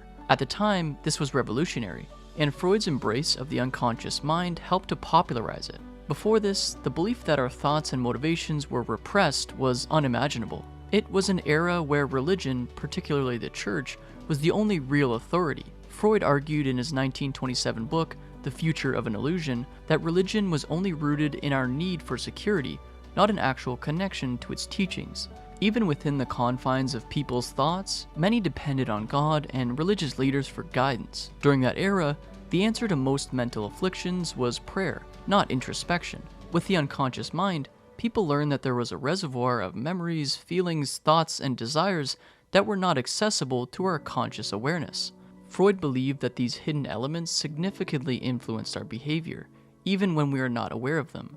This is called repression, and it occurs when the brain pushes uncomfortable, threatening thoughts down into the unconscious. According to Freud, the unconscious mind acts as a reservoir for these repressed elements, but despite being hidden, they become shadowy whispers that continue to influence a person's behavior. You might find yourself losing sleep over your actions or events that you've witnessed, struggling with anxiety and feeling like an imposter. Worst case, it affects your relationships, and you start to question your self-worth. When these effects of repression start to hit you, it's known as the return of the repressed. When left unattended, they can resurface in various ways. In our dreams, for example, or even worse, in the waking world through conditions like depression and anxiety. Repression is also associated with behaviors you're more likely familiar with. Freudian slips.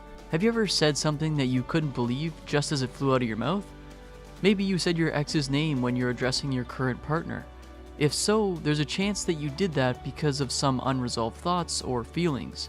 The human subconscious, according to Freud, holds many secrets, but the structural model of the psyche wouldn't be complete without highlighting its biggest idea: the id, ego, and superego. Terms to help us understand how the mind is organized, down to how it interacts with itself. The id is unconscious, a more primal part of ourselves with little to no nuance. It's entirely driven by instinct and desire for immediate gratification. Then there's the ego, a part of the psyche mediating between the id and the external world. Sure, you may want to stay up late binging a show, but that's not going to help you in the long run, especially if you've got a commitment like work the next day. As for the aspect representing our sense of morality, we call that the superego. It's the more judgmental and social part of a person's psyche. You'll find moral convictions learned from parents and society here, but it's also the source of self-criticism. If you're aware that you can do better, Your superego will subconsciously punish you with feelings of shame and guilt. It is what anchors a person's moral compass. While Freud's model of the psyche is insightful, it's also the foundation for some of his most questionable theories.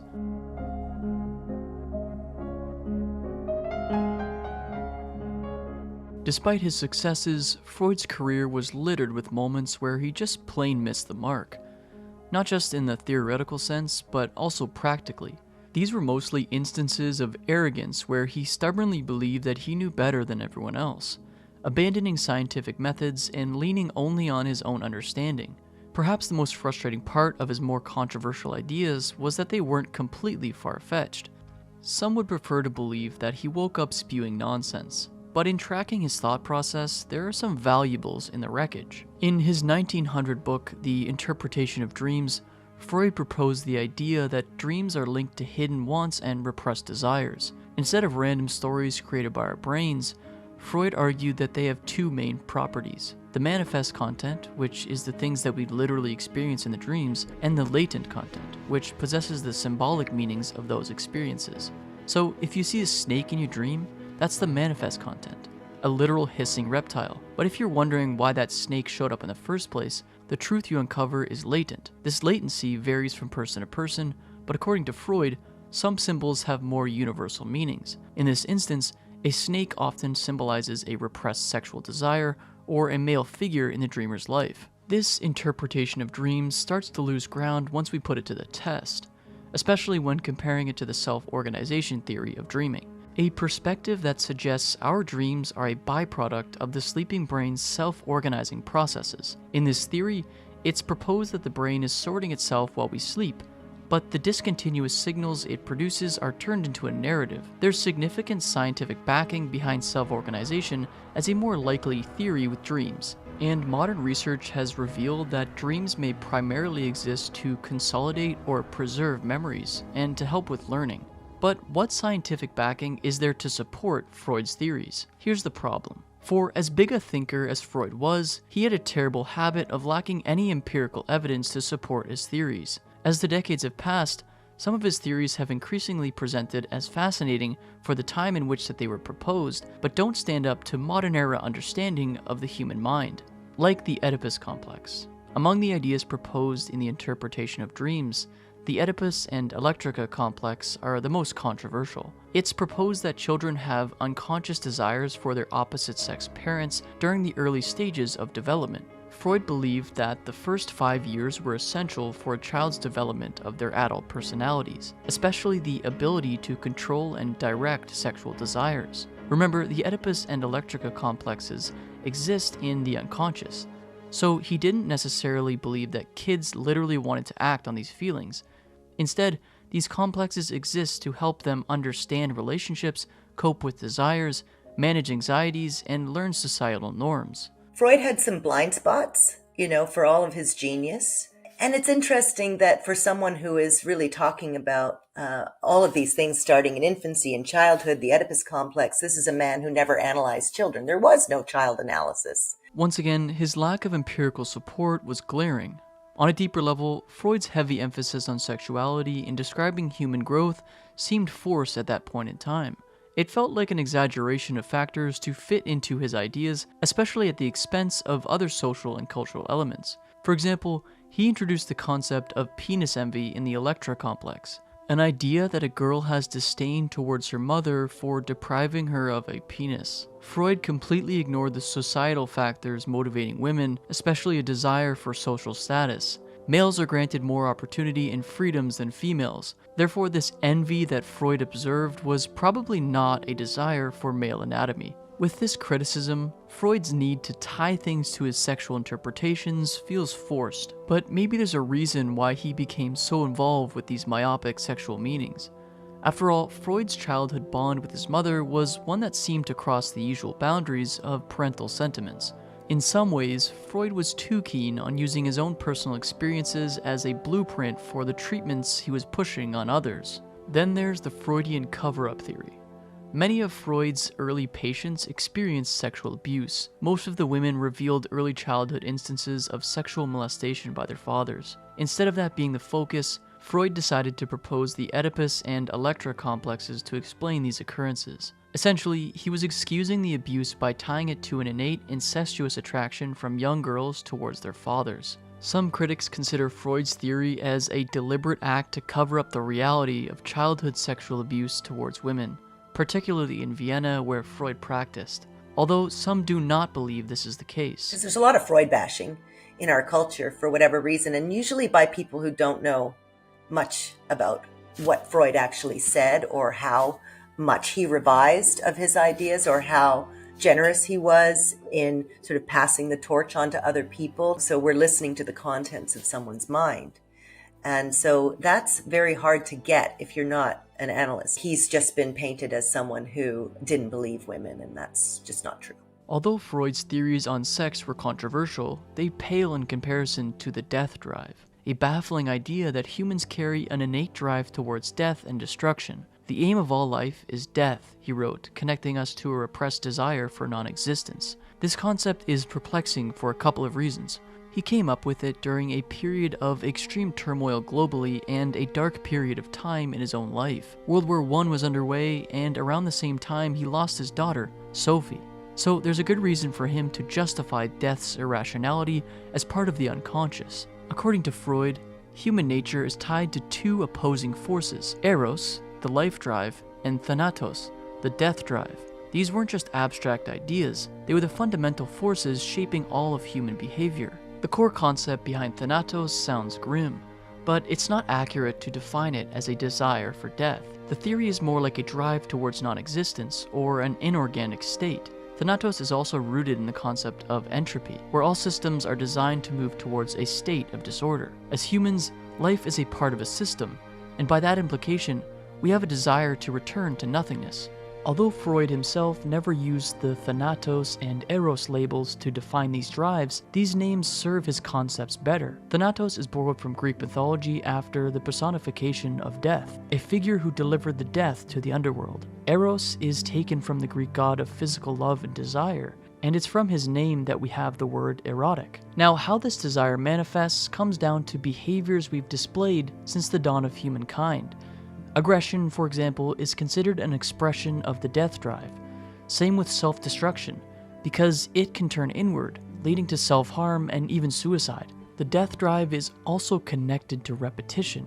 Freud theorized that people feel compelled to revisit and repeat past traumas. For example, soldiers in World War I often re-experienced combat in their dreams. He believed this happened as an attempt to master those events. There are concepts based on other reasons for encountering traumas in our dreams that challenge Freud's theories, with some being that the brain may be consolidating those traumatic memories. Along with the death drive, Freud's Eros has some questionable elements. Eros is the impulse for survival, reproduction, and pleasure.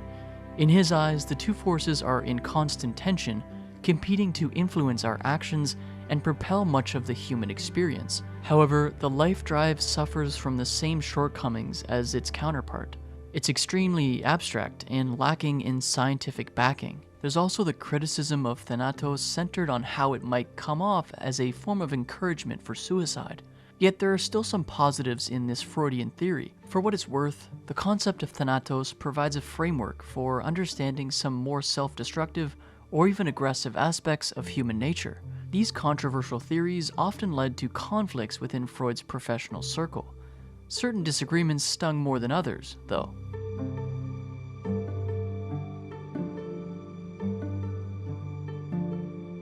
Among the many people that Freud encountered, none echo louder his legacy like Carl Jung. Freud's book, The Interpretation of Dreams, triggered a fascination in Jung, prompting him to reach out to Freud in 1906.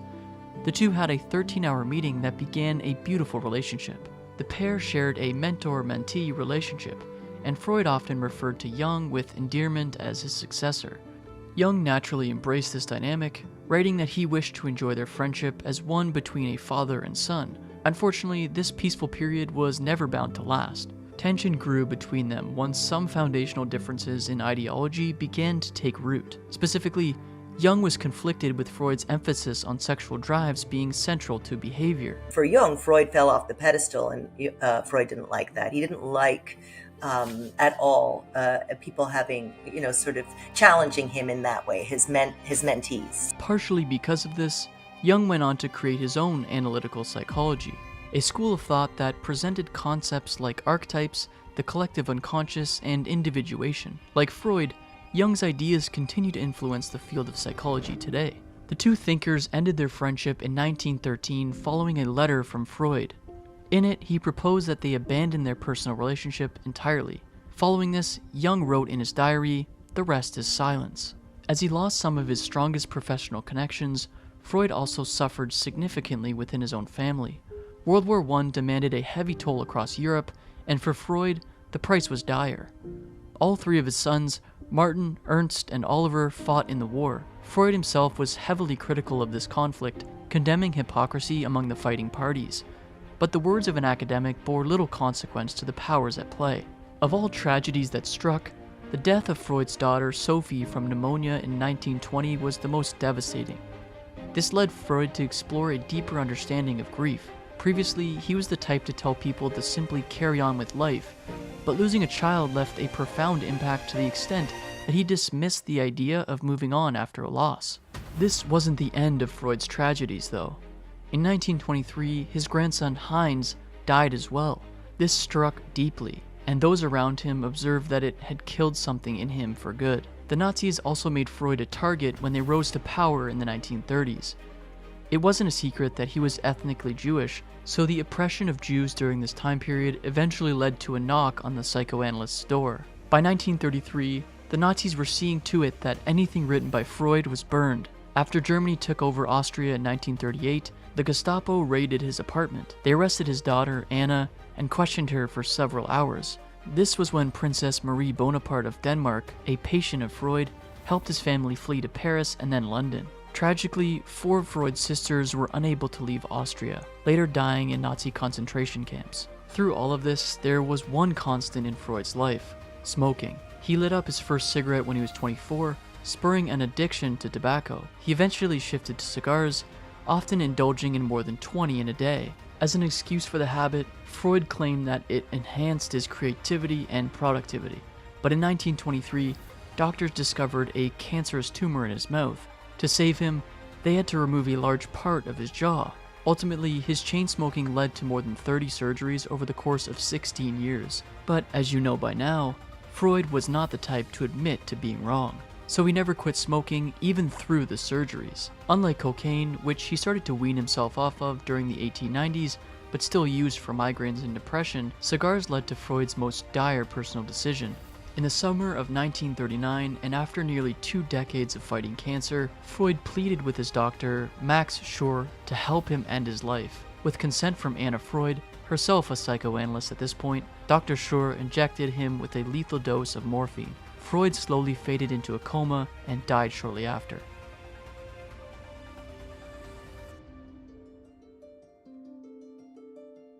While his death was undoubtedly tragic, Freud's story has so many high points that eclipse his darker shortfalls.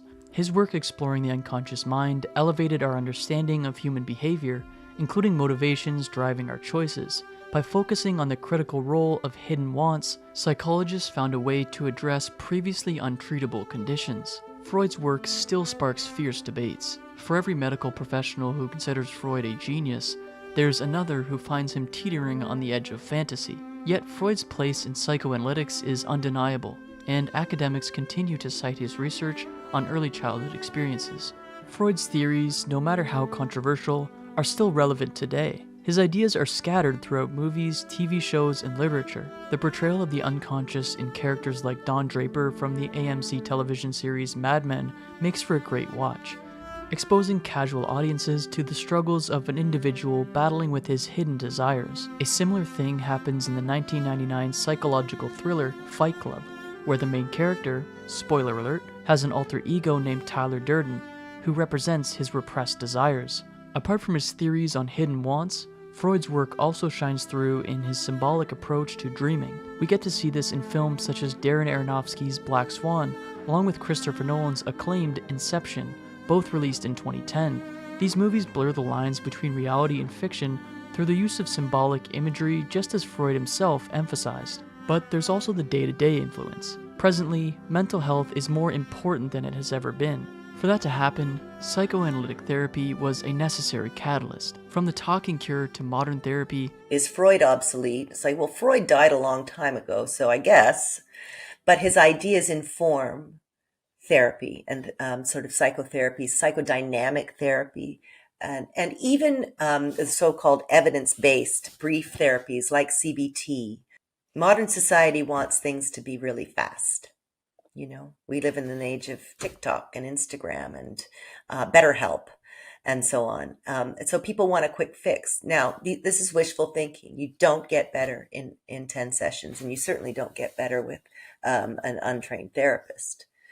But to commit to psychoanalysis or long-term psychodynamic, psychoanalytic therapy twice, 3, 4 times a week for a long time, years, that's, it's almost antithetical in some ways to what the culture seems to prize.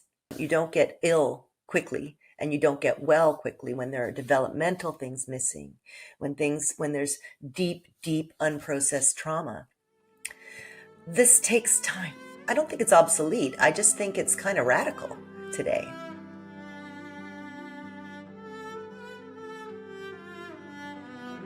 Freud's work has left an indelible mark. Passion is rightfully a cornerstone for success. As dreamers, we're often drawn to stories of protagonists obsessed with winning, regular people who ascend past their known limits at all costs. Vincent van Gogh, Bobby Fischer, Sigmund Freud. These names remind us of our hidden potential, and their heights were like none other. But across the mountaintops of greatness, there's an often overlooked valley of darkness, a pit of despair where even the most ambitious stumble and fall. It's easy to write off those at the bottom as not good enough, but pride is both a dear friend and a cruel master. For Sigmund Freud, this final chapter was a brutal reminder, one that warns us, sometimes, even with the keys in hand, some doors stay perpetually locked. But what if there was a way to confront that darkness? Check out this video on Freud's disciple, Carl Jung, who found the answers that his master never could. Fyodor Dostoevsky, the man who stared into the abyss of death and didn't flinch. A prisoner of war turned novelist who understood psychology better than most scientists. His characters walk the tightrope between faith and nihilism, love and despair, and show us how suffering shapes the human condition. The time is 10 a.m. A young man is folded on the floor of a dark cell. A gentle tap wakes him up from his sleep. The governor tells him that his execution time has been set for 10 a.m. that very morning. He immediately sat up in disbelief. He expected that death would come in weeks due to the usual formalities that come with being a prisoner of war. He wanted to argue, but his lips wouldn't form any words. All he could mutter was, "It's very hard to bear. It's so sudden." When you are sentenced to death, there is no hope. Death is certain and has a specific appointment. If you were to get chased, you would at least be concerned with escaping before your demise and that life would still be possible. You would not have the time to consider the finality of your life. But when you have been told what time you will go, it is very difficult to process. As he was brought out to the execution grounds, he left a choking in his throat. His mind wanted to fight, but his body was powerless and unable to move. A priest presented him with a silver cross. He kissed it greedily and thought of his brother at the last minute, realizing how much he loved and missed him. He and his fellow prisoners, including a close friend, were tied to pillars. Bags were put over their heads. It was almost time.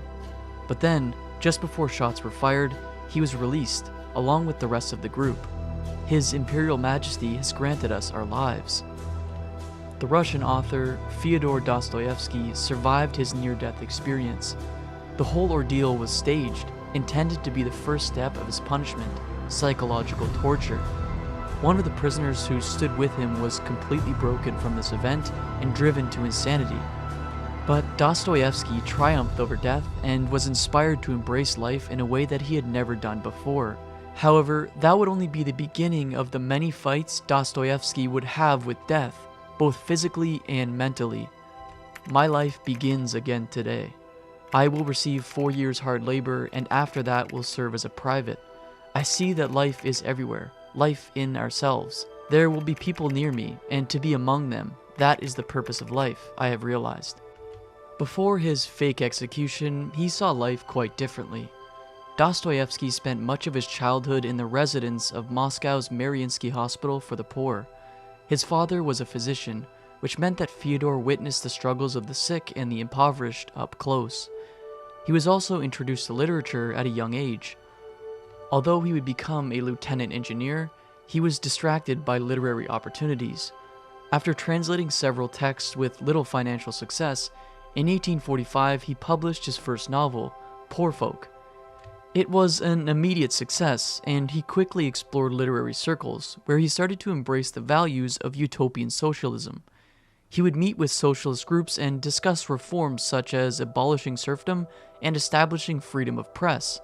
By this point, both of his parents had died, and his health was compromised by epilepsy.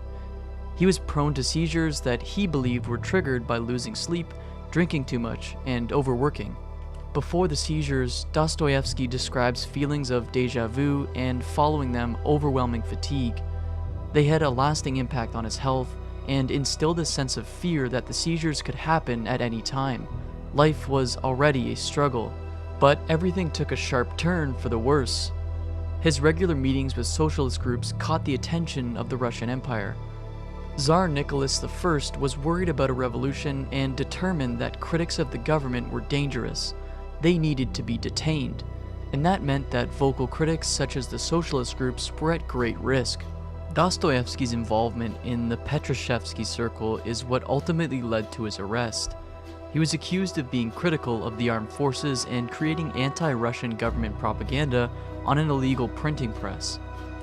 After his mock execution in 1849, he was sentenced to 4 years of hard labor in Siberia, which was brutal and degrading.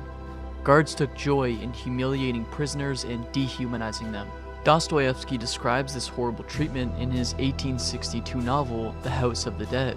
He uses the character Goryanchikov as a vehicle to convey his own experience in the Siberian prison camp. In the story, the protagonist has killed his wife and turned himself in. From there, the first-person diary describes the true horrors of the camp. During his confinement, Goryanchikov was never alone. Prisoners had no privacy at any time and were in close quarters, always sharing rooms and always being visible. They were confined to filthy conditions, forced to live in squalor and in close proximity to antisocial individuals. The camp was a form of hell where suffering was present everywhere. Each prisoner was forced to share a room with a rotating number of inmates. Many would make Goryanchikov feel unsafe as he tried to rest. Sleep under these conditions was almost impossible. What the prisoners of the camp lacked most of all was human dignity. It was denied to them thoroughly by the conditions, the proximity to other inmates, and the cruelty of the guards. At the camp, the prisoners were forced to do manual labor. They had to make bricks and dig up earth. And although the actual work was not tiring, there was something truly awful about it. There was a purpose to the work, but that purpose was not relevant to the prisoners. As Goryanchikov explains, "It once came into my head that if I were desired to reduce a man to nothing, to punish him atrociously, to crush him in such a manner that the most hardened murderer would tremble before such a punishment and take fright beforehand, it would be necessary to give his work a character of complete uselessness, even to absurdity. A farmer may work harder and longer hours than the prisoner, but they are working to suit their own ends. Their labor produces fruit that the convict could never hope to enjoy." The other inmates in the House of the Dead cause the narrator great misery, but also become a source of value. Goryanchikov develops relationships with them. They form bonds, share stories, and humanize each other. Goryanchikov also recounts how the characters manage to find freedom in the camp. They smuggle alcohol to trade for currency, which they are able to use as they please. This gives some of the prisoners a sense of agency that the camp has largely robbed them of. The prison does not reform the inmates, but through denying human dignity, makes them monsters. Systematically, it perpetuates a cycle of violence. Corporal punishment is inflicted on them, and it shapes who they become. It does not impact their moral guidance. In Dostoevsky's real-life experience of a Siberian camp, many of his fellow prisoners died in the brutal conditions. Yet again, Dostoevsky would simply not let death win. Instead, like his traumatic episode with the faked firing squad, his time in the camp shaped his view of life in a tremendous way that he would explore more in his other novels. Human life deserves dignity and freedom. That's what was taken away from Dostoevsky when he was first apprehended and what he eventually got back. The author insists that our need for freedom is what makes us human. After his time at the camp, he was forced into military service in the Siberian Army Corps for a few years. To start publishing again, he had to send a formal letter of apology to the government. In 1857, he married a widow named Maria Isayeva. On their honeymoon, she witnessed one of his seizures, complicating their marriage from that point onward. His health struggles and their unique personalities put pressure on their union until she died just 7 years later. During his time in prison, Dostoevsky developed a distaste for the ideology he once embraced, which became a big theme in his work. 2 years after publishing The House of the Dead, Dostoevsky released Notes from the Underground, in which he expressed his rejection of the way the socialist radicals of his time viewed humanity in a mechanistic way. In his novel, he highlights a Russian society that is increasingly using science to understand human beings. Humanity is treated as an entity determined by casual laws. The liberals of the time suggested that we can understand human behavior psychologically and human history in a strictly casual manner. The unnamed narrator in the book is critical of the idea that a utopian society can be built based on strictly casual understandings of human beings. Even if it could, he believes people would hate being treated this way. The narrator explains his position. If you say that this too can be calculated and tabulated, chaos and darkness and curses, so that the mere possibility of calculating it all beforehand would stop it all, and reason would reassert itself, then man would purposely go mad in order to be rid of reason and gain his point. This utopian society would undermine the one value that gives life its meaning, our capacity to choose and build our own lives. In their vision for the future, he saw reflections of the prison camp that robbed him of his agency and his dignity. In the second half of the book, the narrator reflects on his past behavior, acting out against his casual understanding of the human being. Out of spite, he starts acting against his best interests. He behaves like a complete fool at a party. When his tooth aches, he refuses to go to the dentist. When the man is shown warmth, he rejects it. Eventually, he causes his own destruction, demonstrating that his rejection of casuality and systemization isn't any better than the utopian version of society. Dostoevsky inspired many other works of fiction, including the 1924 dystopian book We by Yevgeny Zamyatin. In the novel, the author portrays the world as a futuristic version of the socialist utopia. As in most dystopias, the main character, D503, feels that something is wrong with his society. He wants to make choices for himself, including who he loves and what he learns. Eventually, D503 tries to break free of the society that satiates and controls him. The book is meant to reflect our human need to be treated as ambiguous while predicting the terrors of the Soviet Union. It is a precursor to other dystopian classics such as 1984 and Brave New World. In Notes from the Underground, Dostoevsky demonstrates the human need for freedom of choice while also showing how a reckless pursuit of it can cause great harm. We have to be thoughtful in how we react to ideology. It is not enough to just mirror their position. In The Possessed, one of his follow-up novels, Dostoevsky directly attacks utopian socialism and the notion of enforced equality. Through his characters, he expresses his concern that such a utopia requires suppression of all independent thought and individuality. Here's an excerpt from one of the critics in the novel. "But what are the men I've broken with? The enemies of all true life. Out-of-date liberals who are afraid of their own independence. The flunkies of thought. The enemies of individuality and freedom. The decrepit advocates of deadness and rottenness. All they have to offer is senility and glorious mediocrity of the most bourgeois kind. Contemptible shallowness, a jealous equality, equality without individual dignity." The book portrays intellectuals as ruthless and uncaring of how their designs would impact the people they supposedly speak on behalf of. Dostoevsky clearly sides and sympathizes with the ordinary people in society over-calculating intellectuals. After his time in prison, he had an admiration for persons who didn't try to impose their theories on others. In his most well-known book, 1866's Crime and Punishment, Dostoevsky challenges his ideological approach to life specifically. He gives a close-up view of his attitude and action in all its grotesqueness. The book focuses on Raskolnikov, a former student who struggles with financial problems. He's also a theorist who publishes work on the subject of extraordinary people. In his theory, Raskolnikov suggests that it's okay for great people like Napoleon and Caesar to commit immoral acts. He divides people into two categories: extraordinary people and people who just exist to procreate. He contends that we should allow great people to transgress to make progress possible.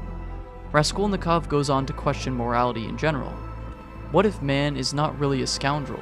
Man in general, I mean, the whole race of mankind. Then all of the rest is prejudice, simply artificial terrors, and there are no barriers and it's all as it should be. Raskolnikov's view aligns somewhat with Friedrich Nietzsche's concept of higher and lower types. Nietzsche believed that the norms of morality shouldn't apply to everyone, and that they would limit higher types in their pursuit of excellence. Dostoevsky was not aware of Nietzsche's work, however. In Crime and Punishment, Raskolnikov decides to solve his financial problems by putting his theory to the test.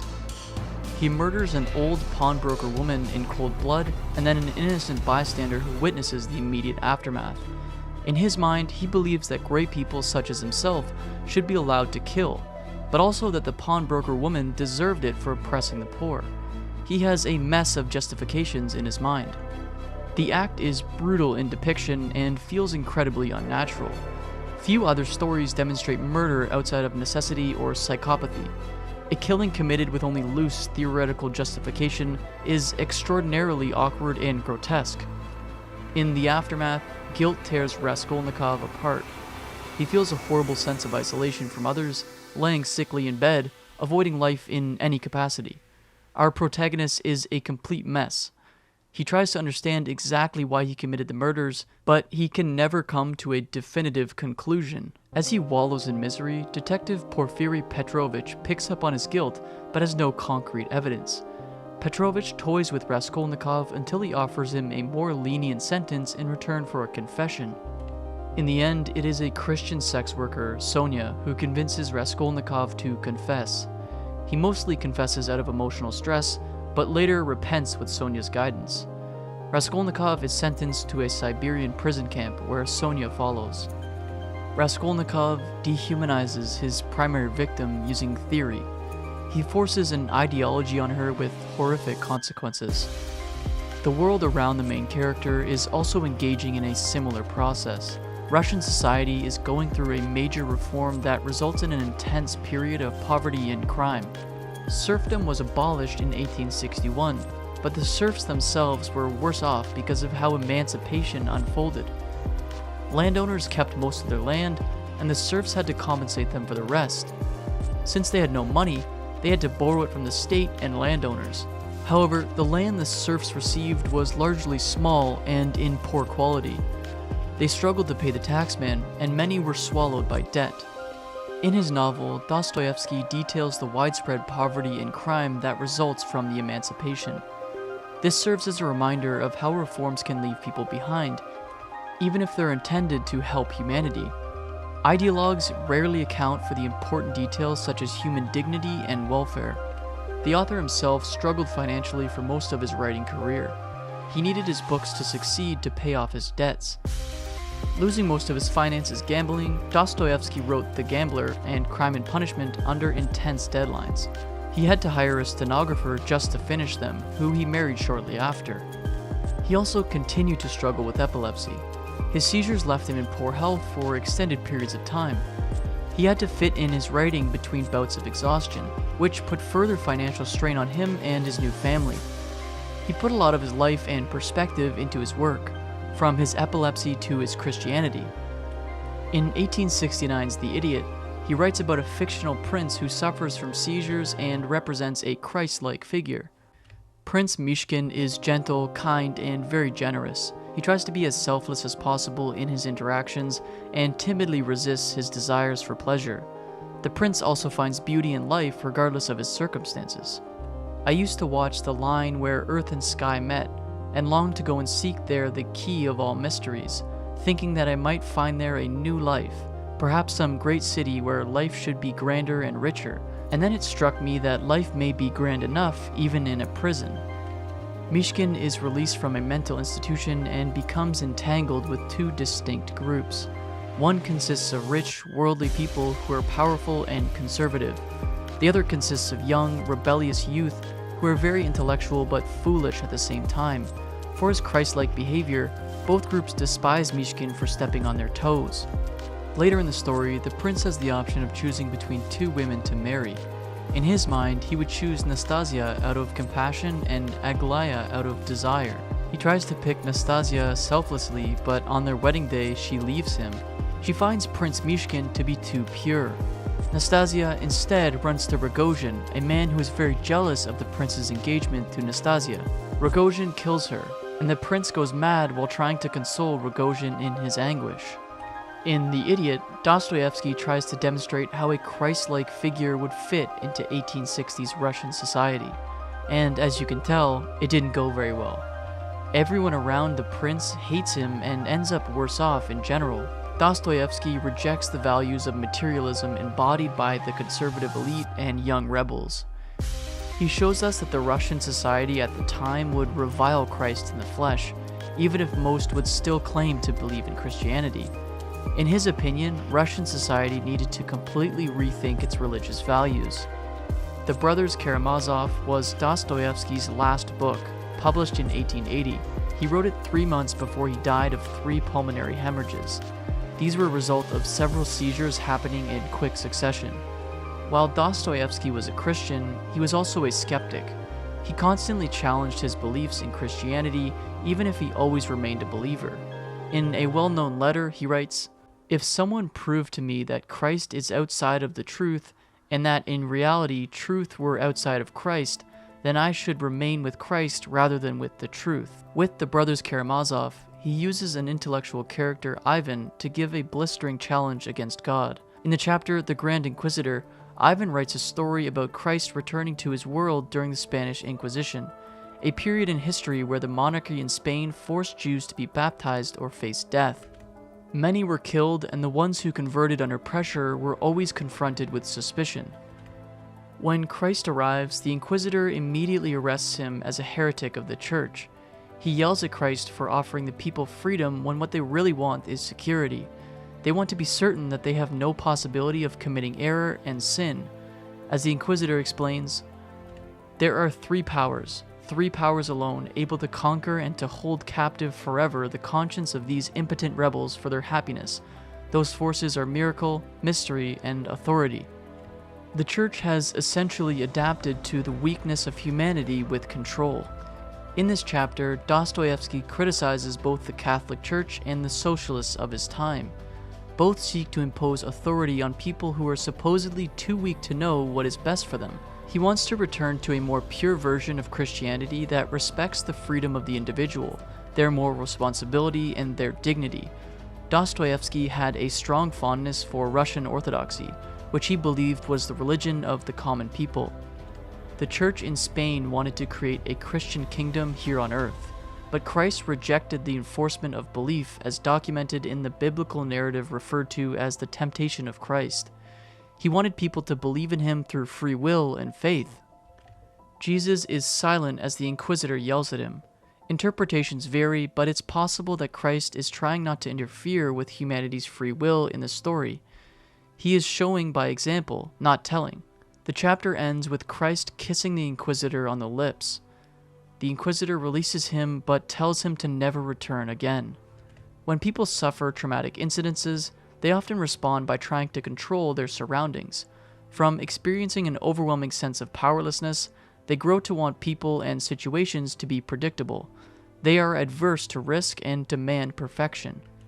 For hours, Dostoevsky thought he was going to be put to death. It was an incredible moment of powerlessness.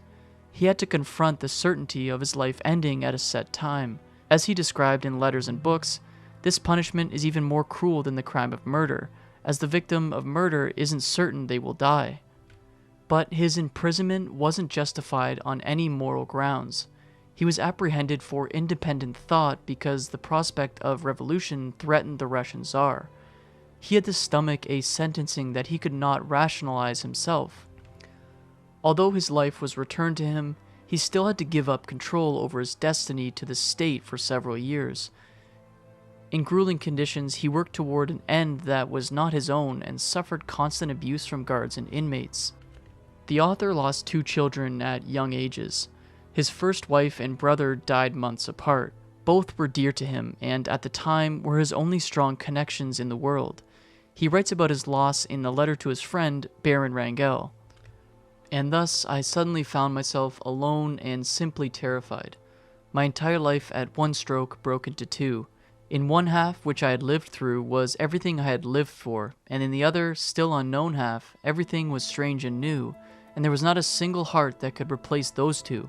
Literally, I had nothing left for which to live.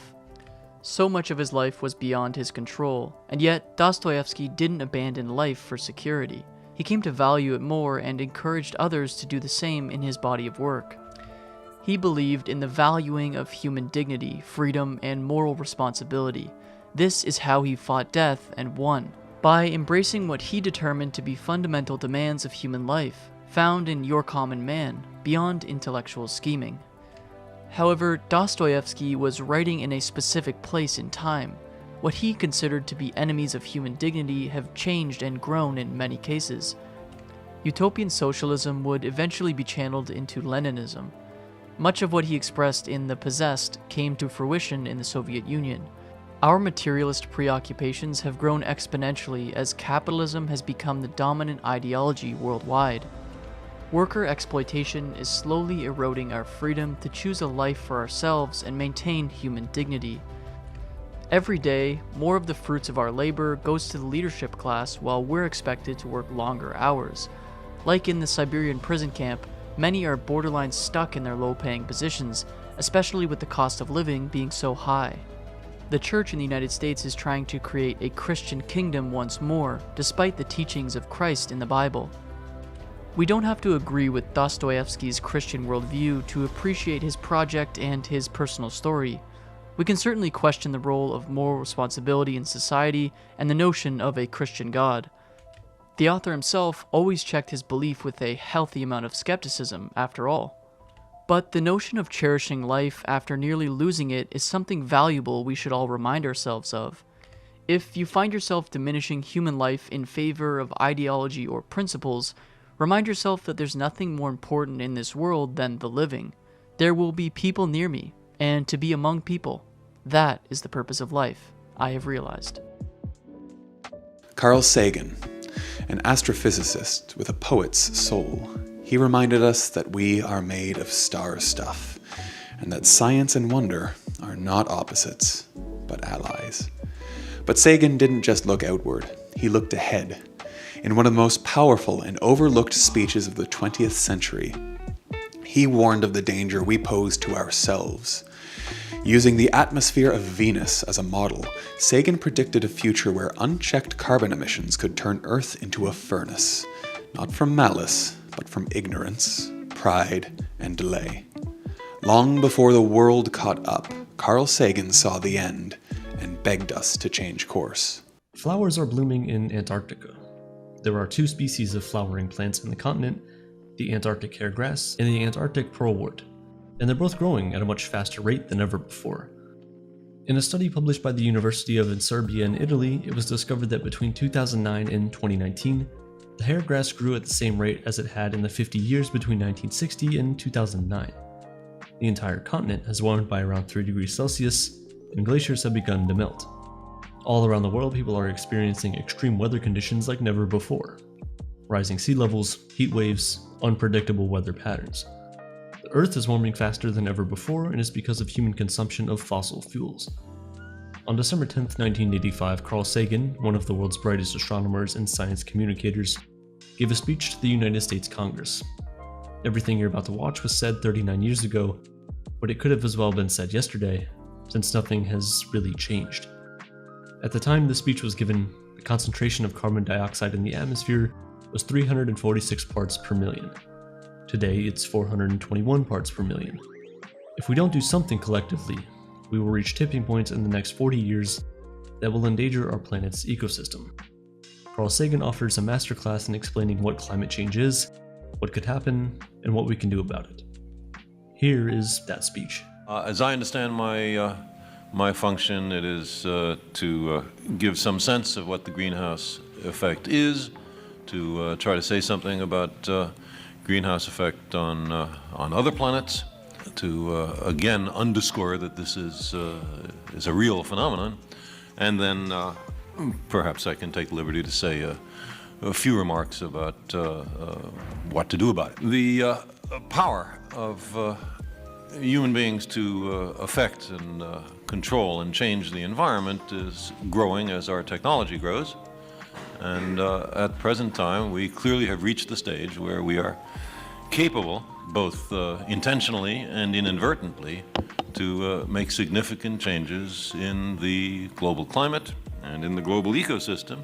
And we've probably been doing, on a smaller scale, things like that for a very long period of time.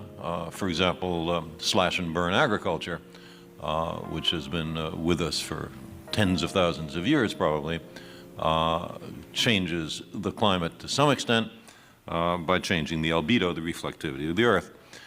That massive changes have occurred is clear from the historical record. For example, Egypt was once the breadbasket of the Roman Empire. It may be the same role as the American Midwest plays today. That is certainly no longer the case. It's not a greenhouse effect issue. It may be an overgrazing issue, but is an example of how humans are perfectly capable of making these unexpected and inadvertent changes. Because the effects occupy more than a human generation, there is a tendency to say that they are not our problem. Of course, then they are nobody's problem. Not on my tour of duty, not on my term of office. It's something for the next century. Let the next century worry about it. But the problem is that there are effects, and the greenhouse effect is one of them, which have long time constants. If you don't worry about it now, it's too late later on. And so in this issue, as in so many other issues, we are passing on extremely grave problems for our children when the time to solve the problems, if they can be solved at all, is now. If you ask what determines the Earth's climate, clearly the main thing that determines it is sunlight. Sunlight is what heats the Earth. Not all the light that arrives at the Earth from the sun goes to heating the Earth. Some of it is reflected back. It's just the part that is absorbed. And what happens is there's a certain rate at which sunlight is absorbed by the Earth's surface, and there's a certain rate at which the Earth's surface radiates to space. What comes from the sun is in the ordinary visible part of the spectrum that our eyes are sensitive to. What the Earth radiates into space is in the infrared part of the spectrum, longer waves than red, that our eyes are not sensitive to, but it's as legitimate excuse me, a form of light as the kind that we're used to.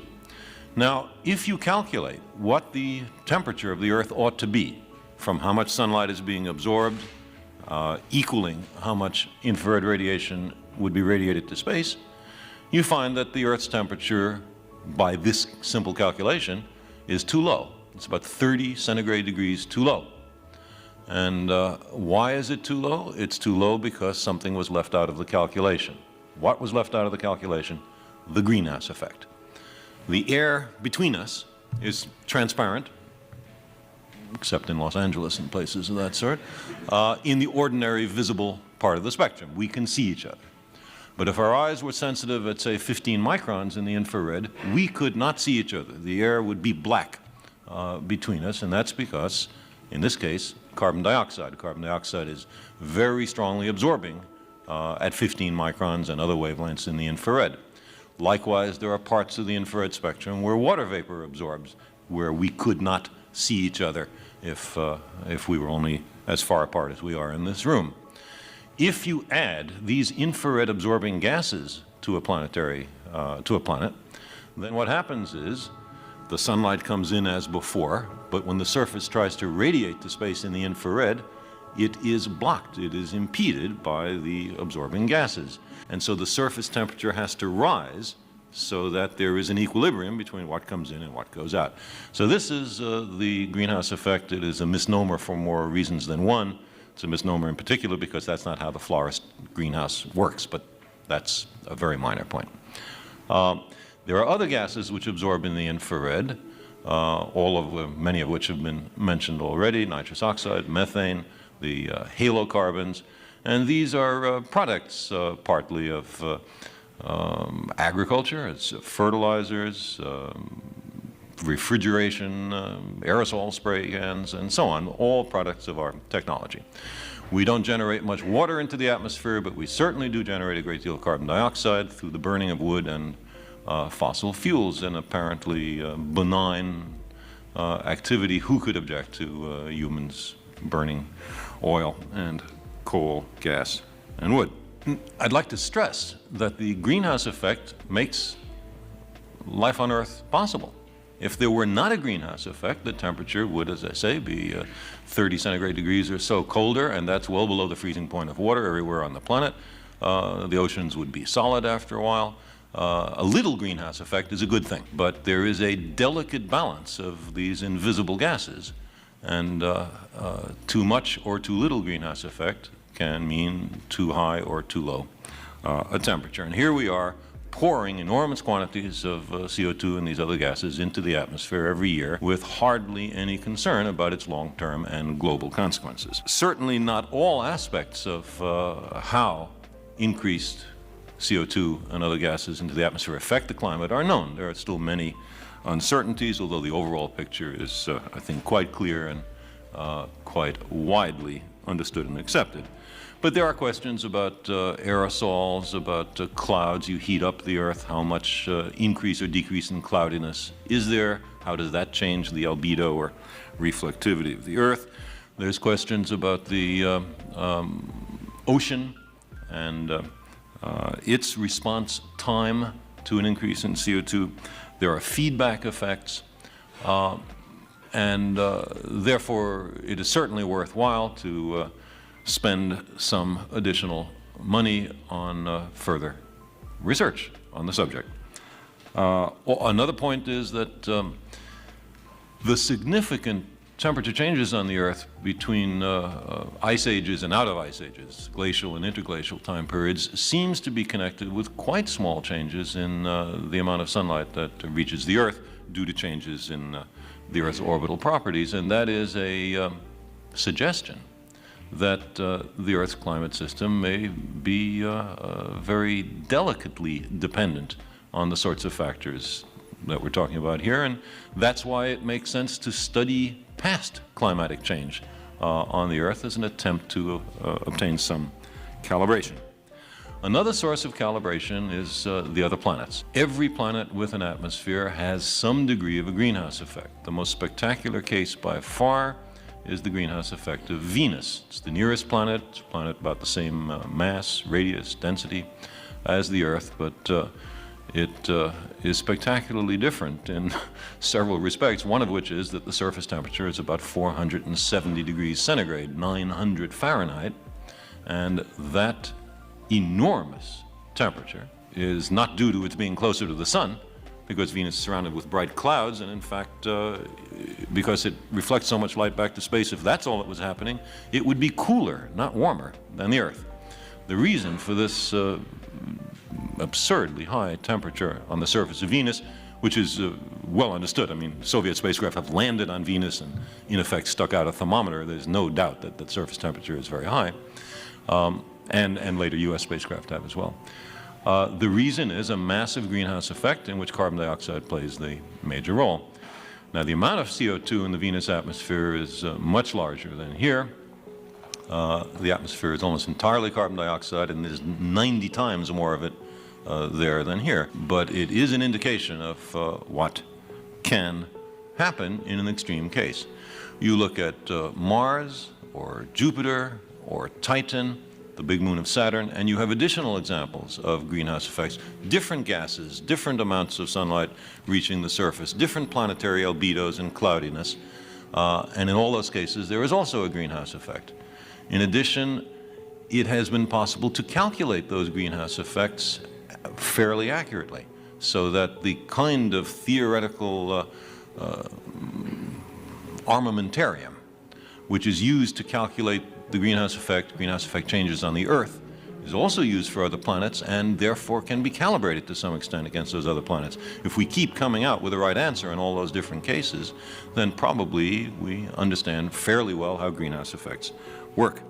It would, however, be worthwhile, along the lines that Senator Gore was talking about, to have an increased program through NASA to understand the greenhouse effects on other planets. This might be a very practical application of planetary exploration. As you've heard, the best estimates, they certainly have some uncertainty attached to them, are that at the present rate of burning of fossil fuels, the present rate of increase of minor infrared absorbing gases in the Earth's atmosphere, that there will be a several centigrade degree temperature increase on the Earth, global average, by the middle to the end of the next century, and that has a variety of consequences, including redistribution of local climates, and through the melting of glaciers, an increase in global sea level. There is concern on a somewhat longer time scale about the collapse of the West Antarctic ice sheet, and a general rise of many, many meters in sea level. So we have a kind of handwriting on the wall. Certainly there's more research to be done, but as I say, there is a consensus. What can be done about it? The idea that we should immediately stop burning fossil fuel has such severe economic consequences that no one, of course, will take it seriously. But there are many other things that can be done. One has to do with subsidies for fossil fuels. More efficient use could be encouraged by fewer government subsidies. Secondly, there are alternative energy sources, some of which are useful, at least locally. Solar power is certainly one that might be of more general use. Safe fission power plants, which are in principle possible. And then on a longer time scale, the prospect of fusion power. Fission and fusion power plants, in principle, vent no infrared active gases, and therefore, whatever other problems they may provide, they do not provide a greenhouse problem. I'd like to close by just saying a few words on the kind of perspective that this problem, as related problems, pose to us. Here is a problem which transcends our particular generation. It is an intergenerational problem. If we don't do the right thing now, there are very serious problems that our children and grandchildren will have to face. It is also a global problem. It is no good if just one or two major industrial nations take major steps to prevent a major increase still further in CO2 and other greenhouse gases, because other nations may, through their industrial development, cause the problem by themselves. And not to say that this is inevitable, but just to give an example. The largest coal reserves on the planet are the United States, the Soviet Union, and China. China is undergoing a very major industrial development, and the burning of coal is certainly something that must be very attractive for the Chinese looking into the future. I would say that there is no way to solve this problem, even if the United States and the Soviet Union were to come to a perfectly good accord on this issue without involving China and many other nations that will be developing rapidly in the time period we're talking about. So here is a sense in which the nations, to deal with this problem, have to make a change from their traditional concern about themselves and not about the planet and the species, a change from the traditional short-term objectives to longer-term objectives. And we have to bear in mind that in problems like this, the initial stages of global temperature increase, one region of the planet might benefit while another region of the planet suffers. And there has to be a kind of trading off of benefits and suffering. And that requires a degree of international amity which certainly doesn't exist today. I think that what is essential for this problem is a global consciousness, a view that transcends our exclusive identifications with the generational and political groupings into which by accident we have been born. The solution to these problems requires a perspective that embraces the planet and the future, because we are all in this greenhouse together. Friedrich Nietzsche, the philosopher who declared God dead, but still searched for meaning in the aftermath. He warned us of herd mentality, called us to create our own values, and asked, what would it take to truly love life? God is dead, God remains dead, and we have killed him. The words of Friedrich Nietzsche have echoed through generations.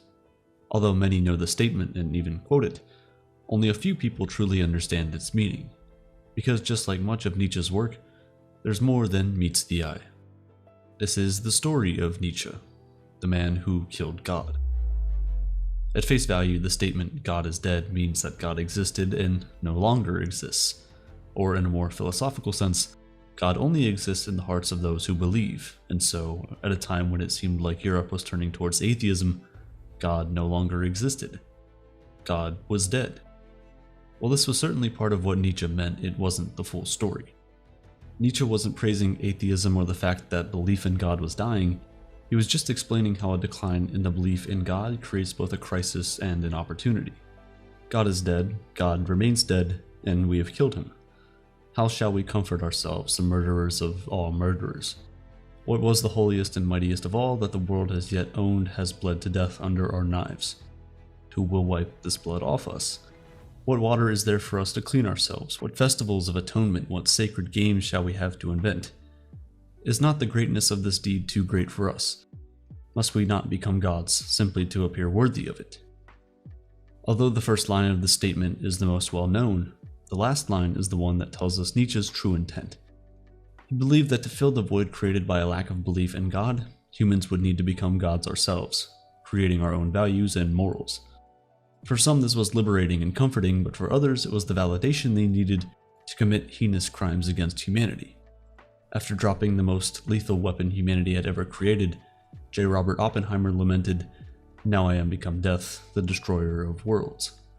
He realized he had opened Pandora's box and had forever put humanity in mortal danger.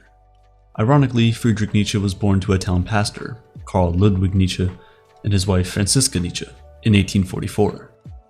His uncle and both of his grandfathers were Lutheran ministers, and his grandfather on his father's side was a scholar who wrote about the survival of Christianity. It's safe to say Nietzsche grew up surrounded by Christianity. When he was 5, he lost his father to a brain hemorrhage, his 2-year-old brother died 6 months later. Nietzsche and his younger sister Elizabeth were left in the sole care of their mother. Losing both his father and younger brother so young had an impact on his personal beliefs, and these tragic events stayed with him his entire life. Growing up, he was interested in music and literature. He was notably fond of the composer Richard Wagner. He appreciated romantic writers like David Strauss, who wrote the infamous Life of Jesus critically acclaimed, a book that demythologized Jesus Christ and was controversial for obvious reasons.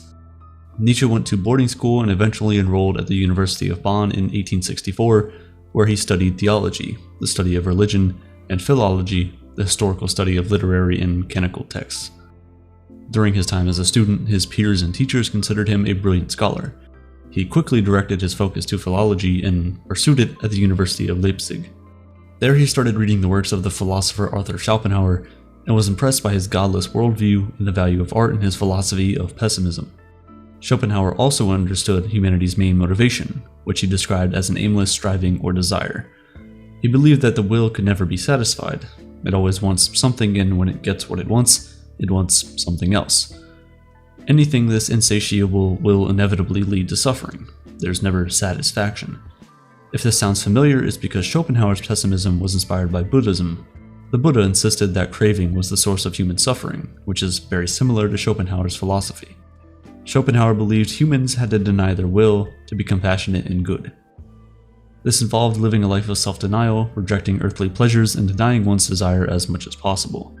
Filled with inspiration from Schopenhauer and Wagner, Nietzsche wrote his first book, The Birth of Tragedy. In it, he laments the loss of Dionysian energy in Western society. In Greek mythology, Dionysus is the god of fertility, wine, pleasure, and theater. Dionysian energy refers to the sensual, spontaneous, and emotional aspects of human nature. Nietzsche believed that since the time of Socrates, Western society had become too focused on logic and rationality, to the point where society had become repressed and even unhealthy. Perhaps there is a realm of wisdom from which the logician is exiled. Perhaps art is even a necessary correlative of and supplement for science. Nietzsche described reality and creativity as non-rational. This Dionysian spirit of embracing primordial creativity and the joy of existence was best expressed in art and music. In his time, there was what Nietzsche considered a rebirth of the tragic spirit in music by the likes of Wagner, Beethoven, and Bach. He felt their music was filled with Dionysian energy and could help save European culture from repression. At the University of Leipzig, Nietzsche met the German composer Richard Wagner, whom he admired greatly. Nietzsche enjoyed an almost familial friendship with Wagner, even though the composer was of a similar age to his father. They bonded over their appreciation for the philosophy of Schopenhauer and, of course, music. Even though their friendship was filled with conflict, Nietzsche was very proud to have Wagner as a friend. Their fights affected him deeply. After writing The Birth of Tragedy, Nietzsche turned away from Schopenhauer and Wagner, rejecting what he saw as a life-denying philosophy on one hand and art of the past on the other. He wrote his second major work, Human, All Too Human, which was more science-inspired. It moved away from the idea that art and tragedy would restore culture and toward a culture grounded in scientific knowledge. Amid the different philosophical trajectories, Nietzsche's friendship with Wagner ended. Human, All Too Human marks the first time Nietzsche started writing in short passages and aphorisms as a style to reflect his new philosophical direction. He didn't give a comprehensive account explaining why he started writing this way. Still, it did allow him to explore different themes and perspectives in each book, and it likely also worked better for him due to his frequent bouts of illness. Nietzsche was very sick throughout his life. At the age of 23, he was injured in military service. He suffered a chest wound that took a long time to heal. At 25, he contracted diphtheria and dysentery while taking care of wounded soldiers in the Franco-Prussian War. At 34, Nietzsche resigned his position as a professor at Basel University due to his health issues.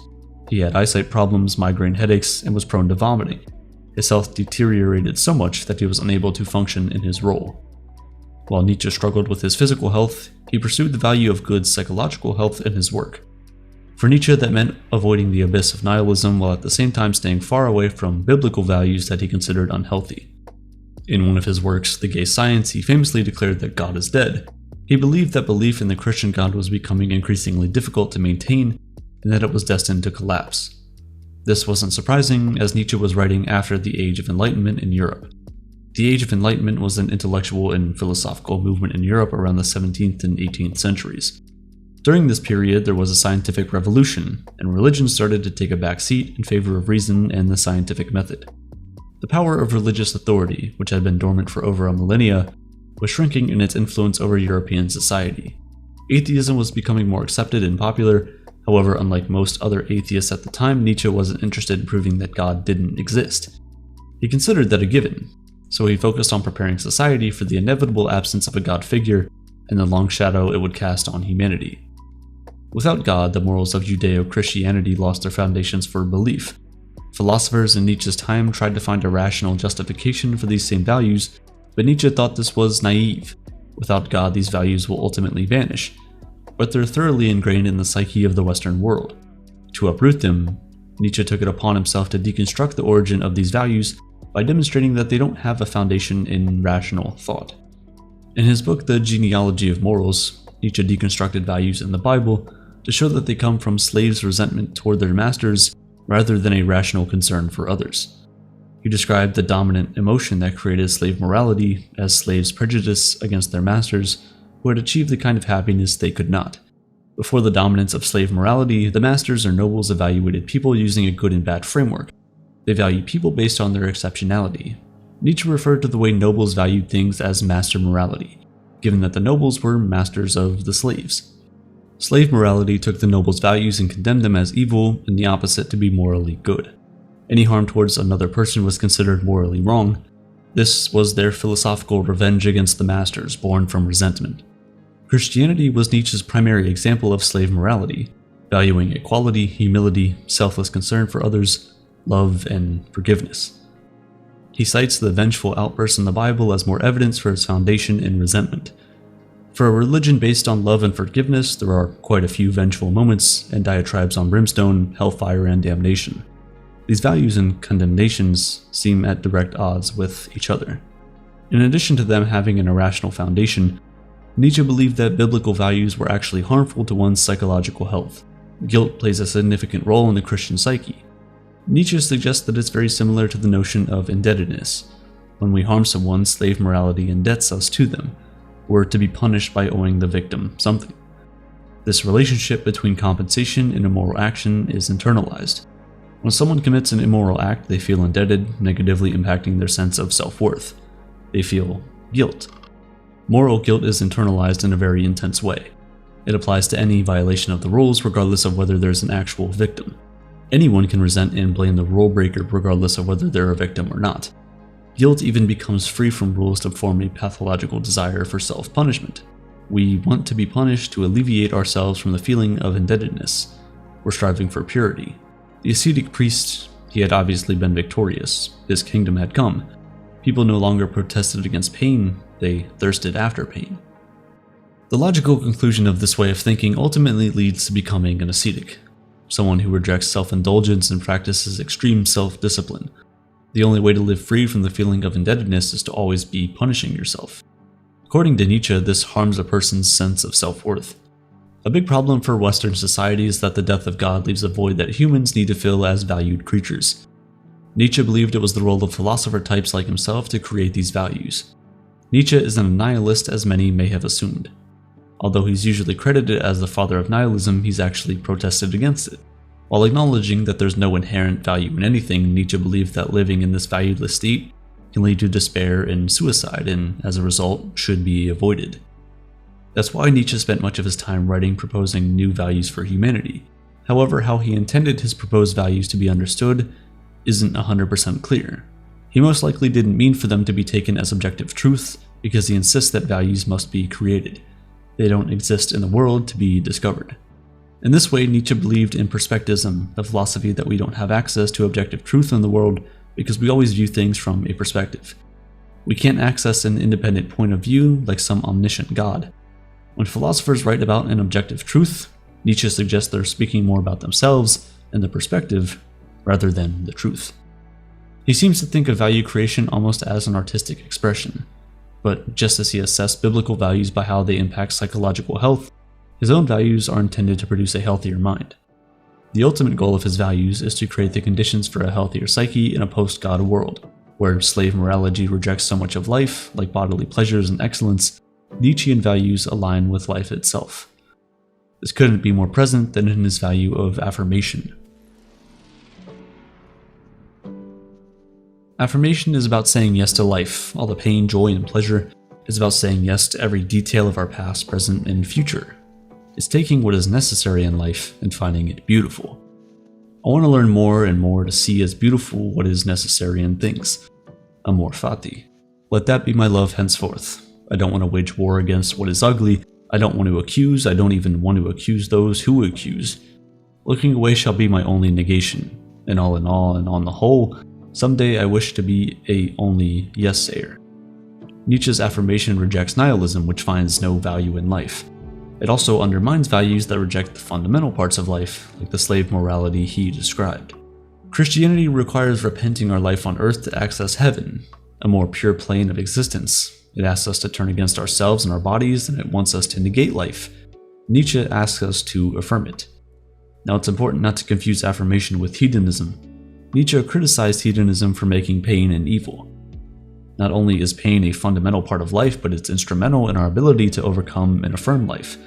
Being sick and recovering allows you to appreciate life more, which wouldn't be possible without the pain of sickness. Without experiencing pain, we'd never be able to appreciate pleasure. Where Christianity asks you to reject sensuality in your desire for excellence, Nietzsche's affirmation asks you to embrace them. His value even asks you to say yes to those rejecting life through slave morality, pessimism, and nihilism. This doesn't mean you accept their beliefs, but embrace their presence and necessity in life. In Nietzsche's doctrine on the eternal recurrence, he tests your ability to affirm life.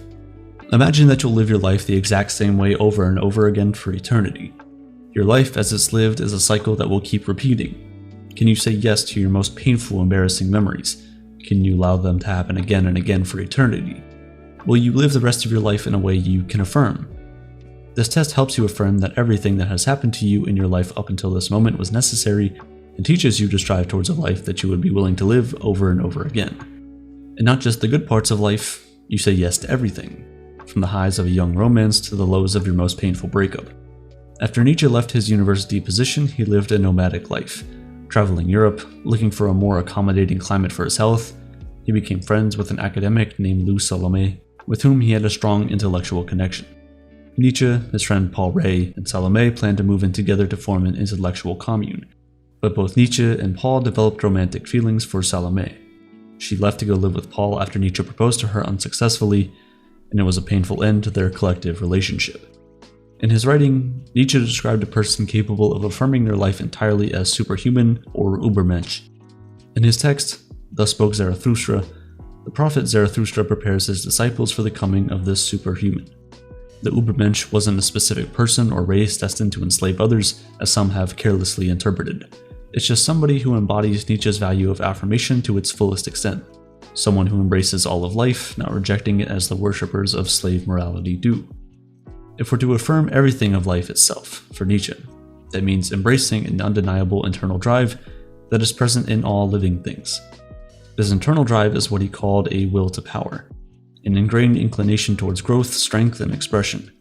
We find happiness in overcoming resistance to achieve our end, which ultimately gives us a sense of power and satisfaction. Life will grow, spread, seize, become dominant, not from any morality or immorality, but because it's living, and because life simply is will to power. If this rubs you the wrong way, you're not alone. It's one of the most controversial parts of Nietzsche's philosophy. He believed our will to power is inescapable as it's a fundamental component of life. To express our will to power is to live more healthy. While this view encourages mastery in the form of self-overcoming, it also seems to encourage domination over others. Nietzsche believed we shouldn't pretend all humans are equal and that the more powerful and skilled people should lead the weaker ones. The problem with this ideology is that while it might seem healthier for the individual to express their desire to expand and dominate, that domination comes at the expense of another person who is dominated and not free to pursue their own will to power. It's because of this that many people blame Nietzsche's philosophy for the rise of Nazi Germany and other totalitarian states. Although some scholars have suggested that Nietzsche put a much bigger emphasis on self-mastery rather than the dominion of others, that notion continues to be debated. In reality, Nietzsche was never a big proponent of nationalism, and in fact he greatly opposed the big state and nationalism. Any references to his work from the Nazis were extremely superficial. Hitler read very little of his work and even professed that he had no use for Nietzsche's complex ideas. Nietzsche's philosophy was non-racial, and he vehemently opposed the growing anti-Semitism in Germany. He even refused to go to his sister's wedding because she was engaged to an anti-Semite. Nietzsche was also deeply troubled by his friend and composer Richard Wagner's antagonism towards Jews. In 1889, Nietzsche collapsed trying to defend a horse from being whipped. He became an invalid for the remaining 11 years of his life. His sister, fresh from a failed Aryan colony, took care of him and looked after his body of work. She published a book from his scattered writings called The Will to Power. Its status among Nietzsche's text is somewhat questionable, since someone with an ideological agenda put it together. But there are plenty of consistencies with Nietzsche's other work to warrant consideration. Another core value of Nietzsche is his commitment to truthfulness.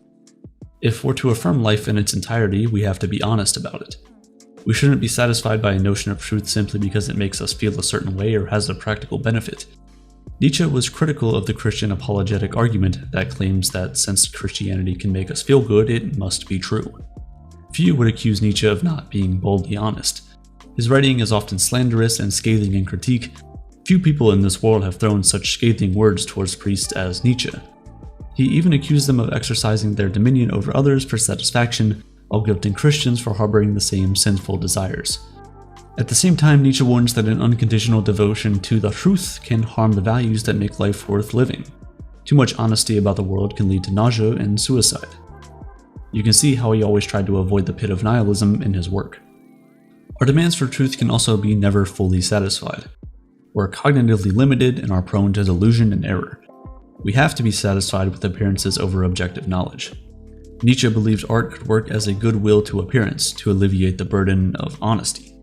It can make the breath of life beautiful even when it's painful. He encourages a level of illusion to make affirming life more palatable. Knowledge kills action, for action requires a state of being in which we are covered with the veil of illusion. If Nietzsche's value of truthfulness in art as unnecessary illusion seems like contradictions, that's because, well, they are. Nietzsche's values don't work as a perfect system, which can confuse readers of his work.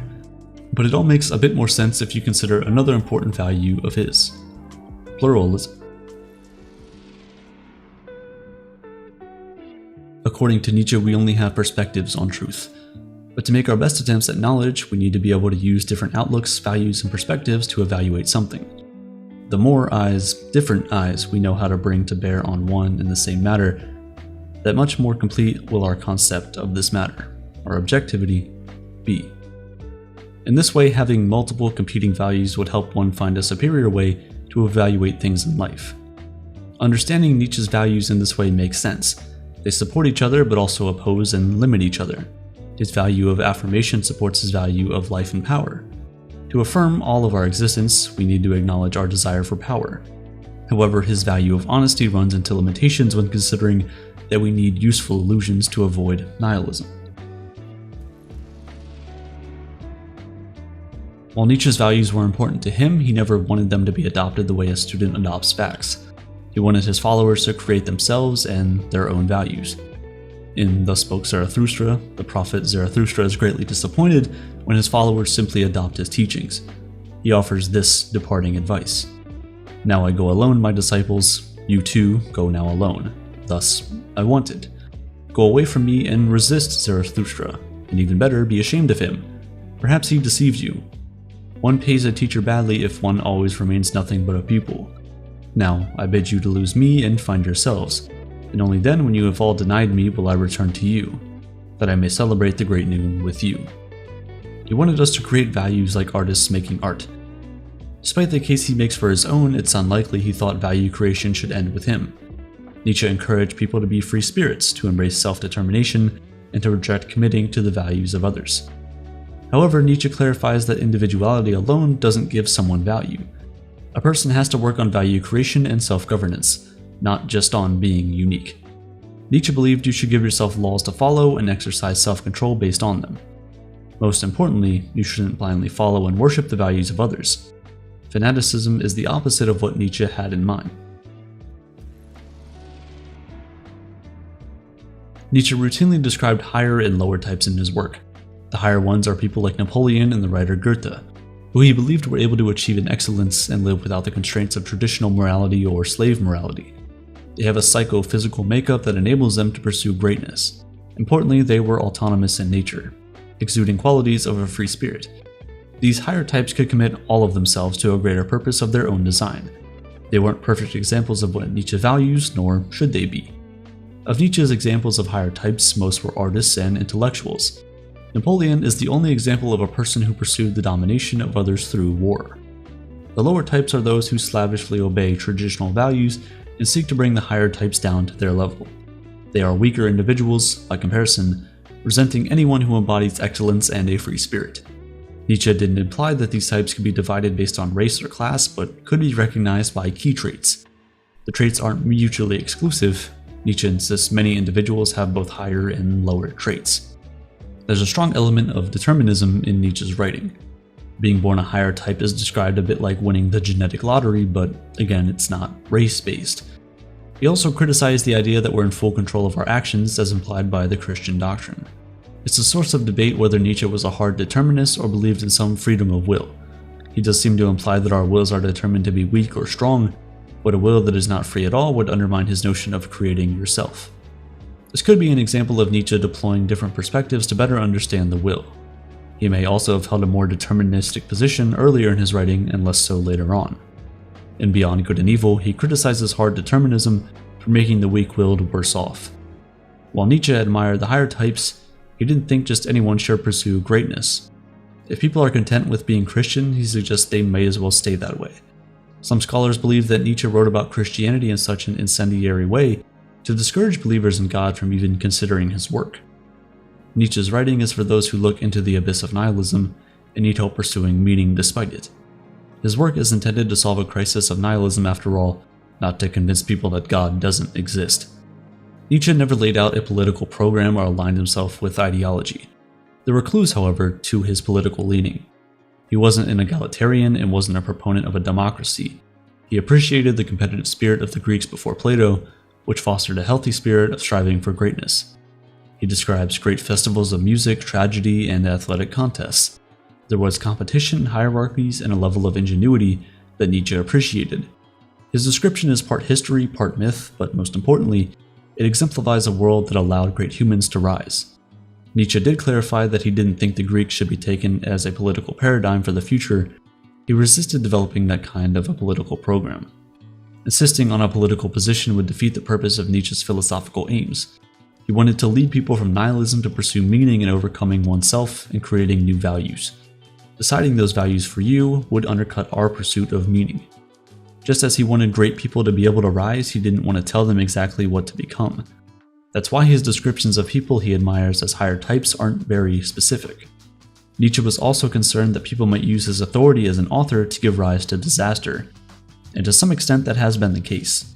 Nazis borrow bits and pieces from his work superficially to bolster their justification of war, domination, and racial superiority.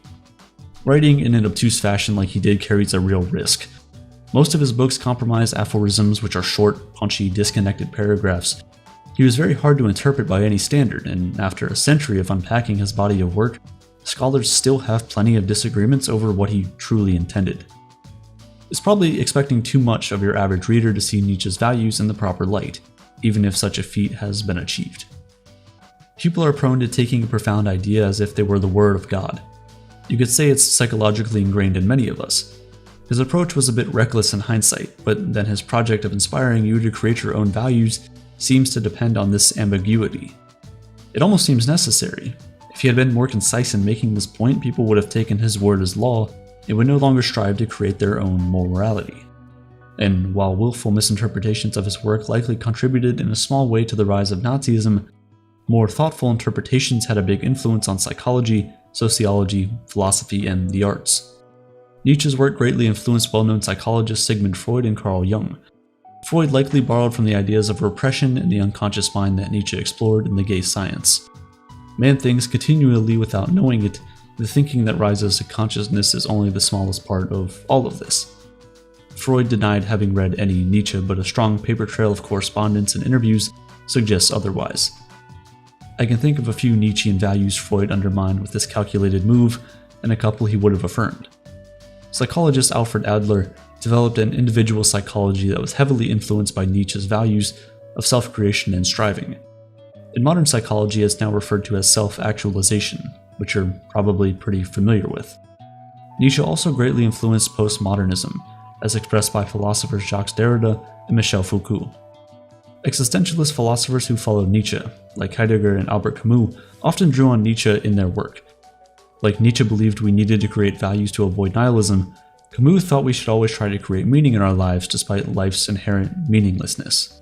Nietzsche's influences can also be found in the works of countless authors like Hermann Hesse, Knut Hamsun, and Eugene O'Neill.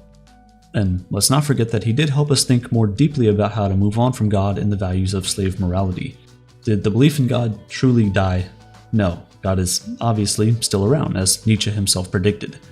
God is dead, but given the way of men, There may still be caves for thousands of years in which his shadow will be shown, and we have to vanquish his shadow too.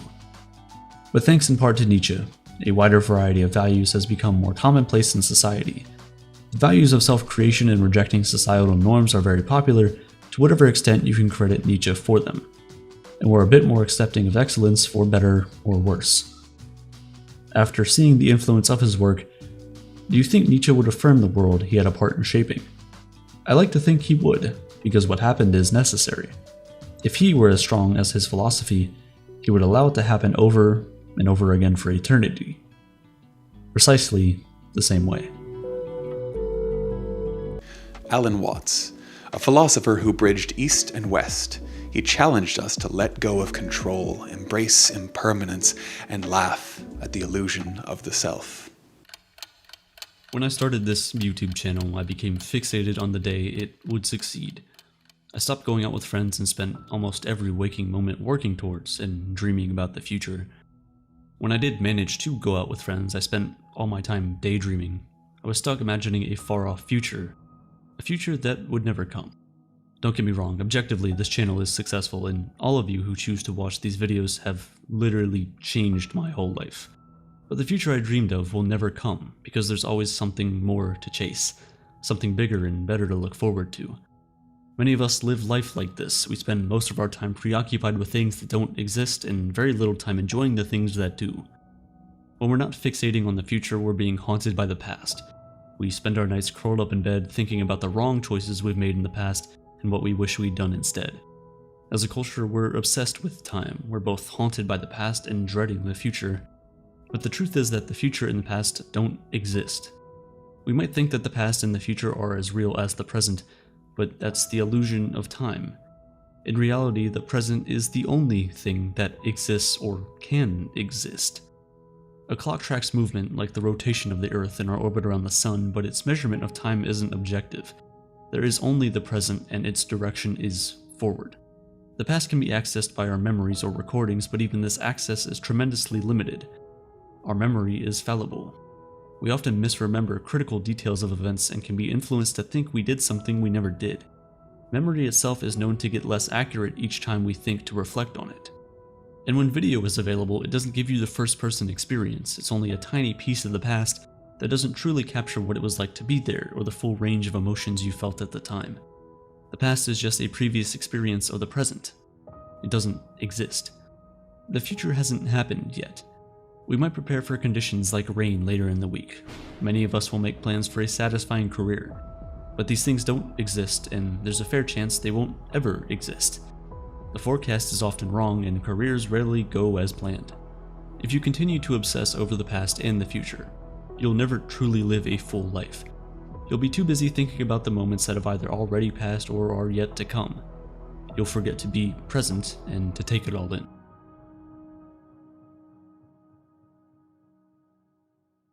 Whereas animals live primarily in the present, humans have strong memories.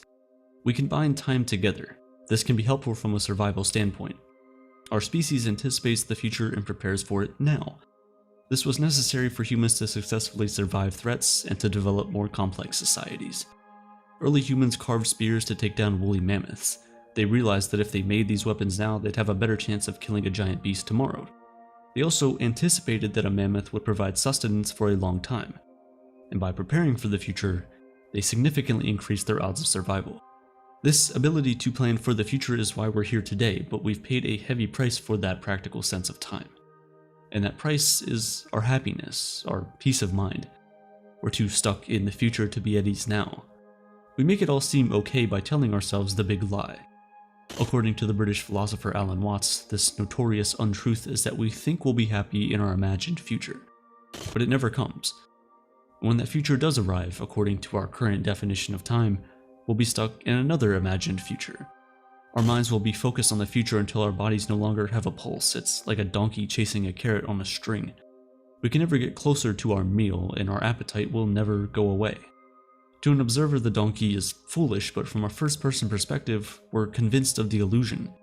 We don't see the string or the stick, only the carrot and the promise that it holds. Our memories control our lives, and we make decisions about the present and the future based on what happened in the past. Using our memory, we limit the possibilities of the present. We assume we can't do something because we weren't able to do it in the past. We avoid going places and doing things because we've previously had poor experiences with them.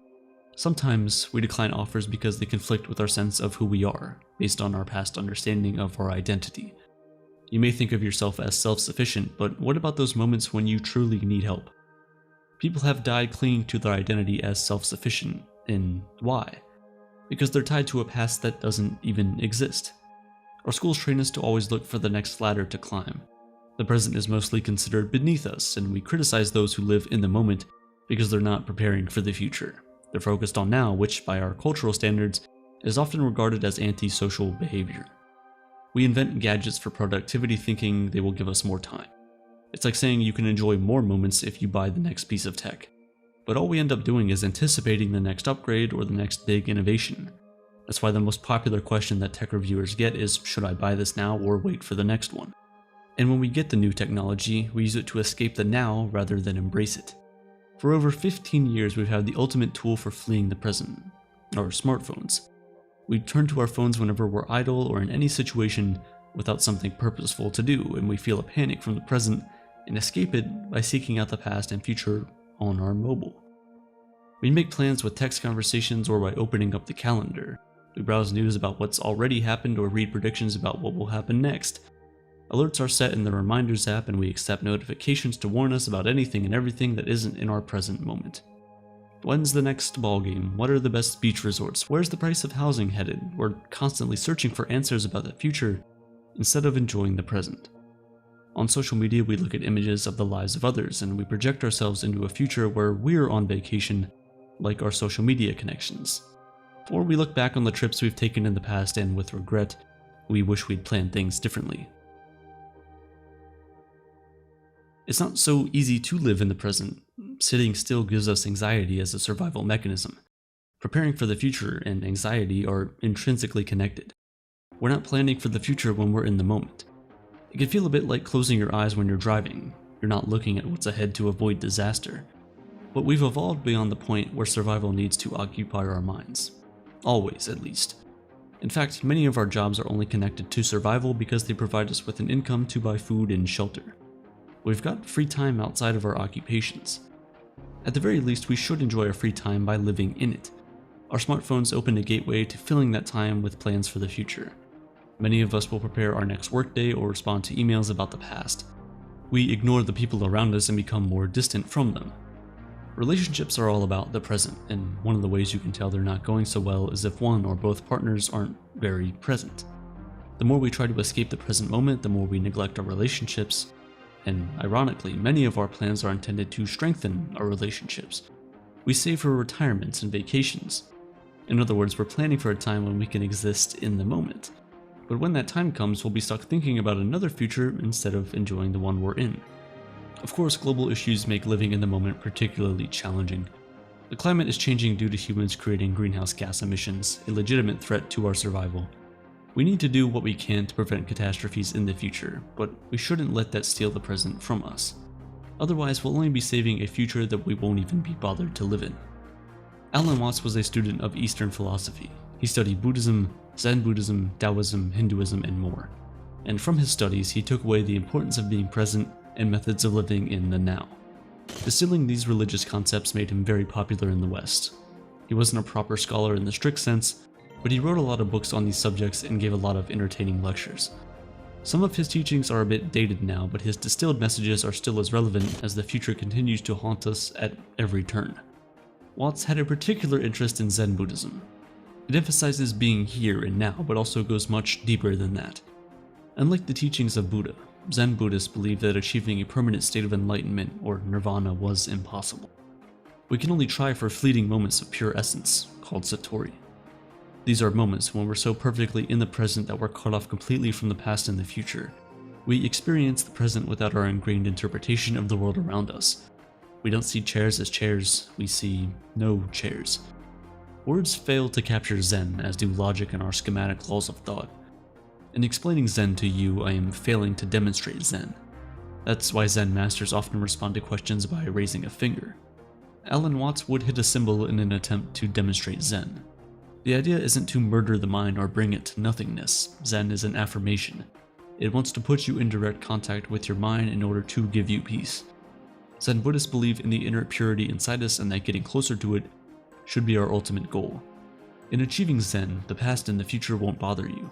As forms of structured thought, the past and future have no way to enter your mind. They don't exist in Zen, they don't exist at all. When Watts speaks of time as an illusion, he's suggesting that we aren't doomed to live as beings stifled by time. Like the Zen Buddhists, we can live in the present. Even when we aren't striving for moments of satori, we can still free ourselves from the tyranny of the past and the future. Carpe diem. Seize the day. To better understand how to live in the present moment, watch this video on hedonism. Diogenes. He owned nothing, lived in a barrel, and still managed to humiliate kings and philosophers alike. Diogenes didn't care about status or wealth, only truth. Brutal, raw, and often hilarious.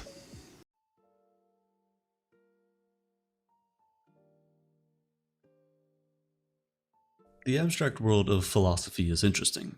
From Stoicism to nihilism to absurdism, there are many different schools of thought trying to teach us how to think, act, and tell right from wrong.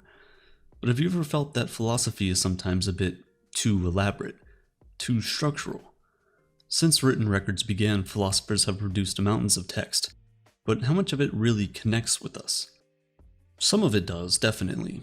Descartes' "I think, therefore I am" is one of the most beautiful realizations you can have. It is so concise yet so beautifully self-evident. On the other hand, how many of us are spending our days thinking about the form of a table or its corresponding tablehood, like Plato? How many of us use Parmenides' argument against motion in our daily lives? The Greek philosopher Parmenides was teaching in a school in Athens how motion doesn't exist.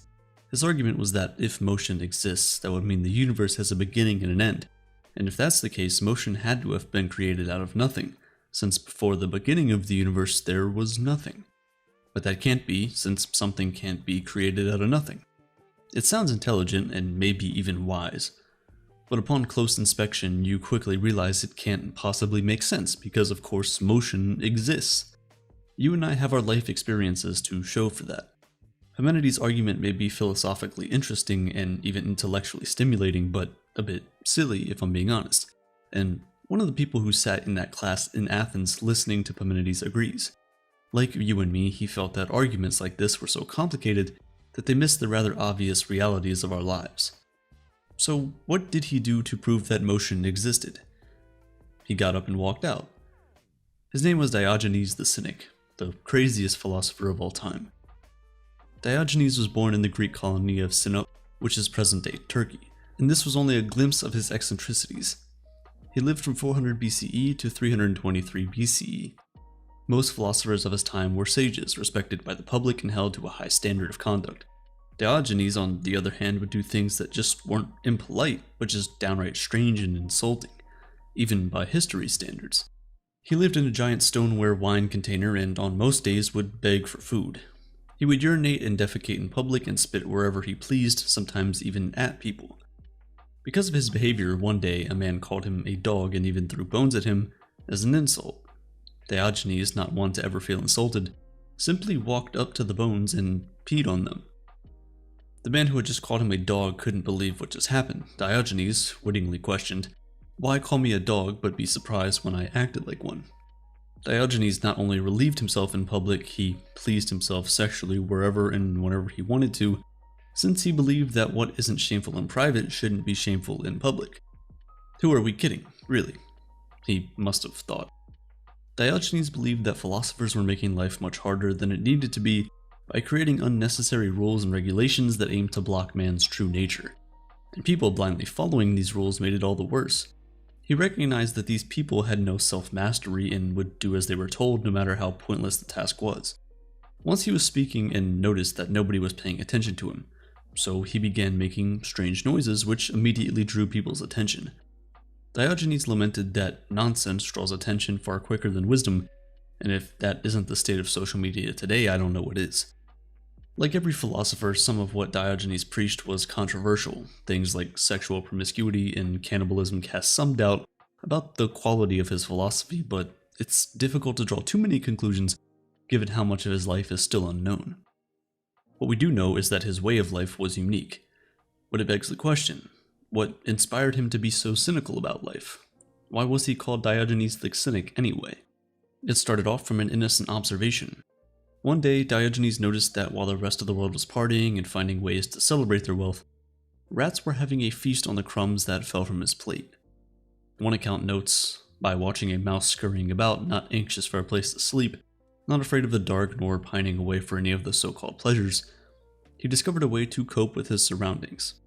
He realized that humans don't need all that much to be happy, and he also noticed that most people had a never-ending pursuit of wealth, which, at the end of the day, didn't lead to any substantial happiness. So he set out on a journey to ridicule the public and to show them just how out of touch their lives had become. Even philosophers, people who were supposed to be the wisest among the masses, had become attached to their fame and material possessions. This is what ultimately led to his criticism of the philosophers of his time and his cynical view of life. Cynicism is the idea that most human beings are fueled by self-interest rather than a deep inclination to be good. It's a concern that most of us can relate to, the fear that most of our relationships are transactional. That the people we call friends and lovers are only with us because of something they can get from us and not because they truly like us. Did Diogenes believe that all humans were fueled by only self-interest? Well, yes and no. Interestingly, he believed that people aren't inherently good, but that societal norms and an inability to accept our instincts has led us to our current state of misery. But even though he had a tendency to make fun of societal norms, he wasn't advocating for chaos or disorder. He didn't want to break customs purely for the sake of breaking them, he broke them to prove a point, and often at the expense of someone else's prestige. You might think that Diogenes simply hated life, and that this was his way of letting other people know just how miserable he was. But it's not even true, because he was quite fond of life. When asked if life was evil, Diogenes replied, not life itself, but living an evil life. He appreciated the simple things in life and was grateful for whatever came his way without the boastful show of wealth or extravagant parties of the social elite. He enjoyed the warmth of the sunlight on his skin, the sight of nature, the companionship of a dog. In fact, he claimed to be a king among men, which is ironic, to say the least, considering he was basically homeless. But he didn't make that claim because of the wealth he possessed, he did so because he felt no need to possess such wealth in the first place. He also mocked the remarkable lack of humanity that he experienced in Athens. This led to another stunt of his where he went to a marketplace in the daytime with a lantern and stopped to say, "I've been looking for a man," because, according to him, there was no one human enough in Athens. Though calling him a dog was meant to be very much an insult, Diogenes, in his own way, interpreted it as a compliment, because a dog lives an unaffected and honest life.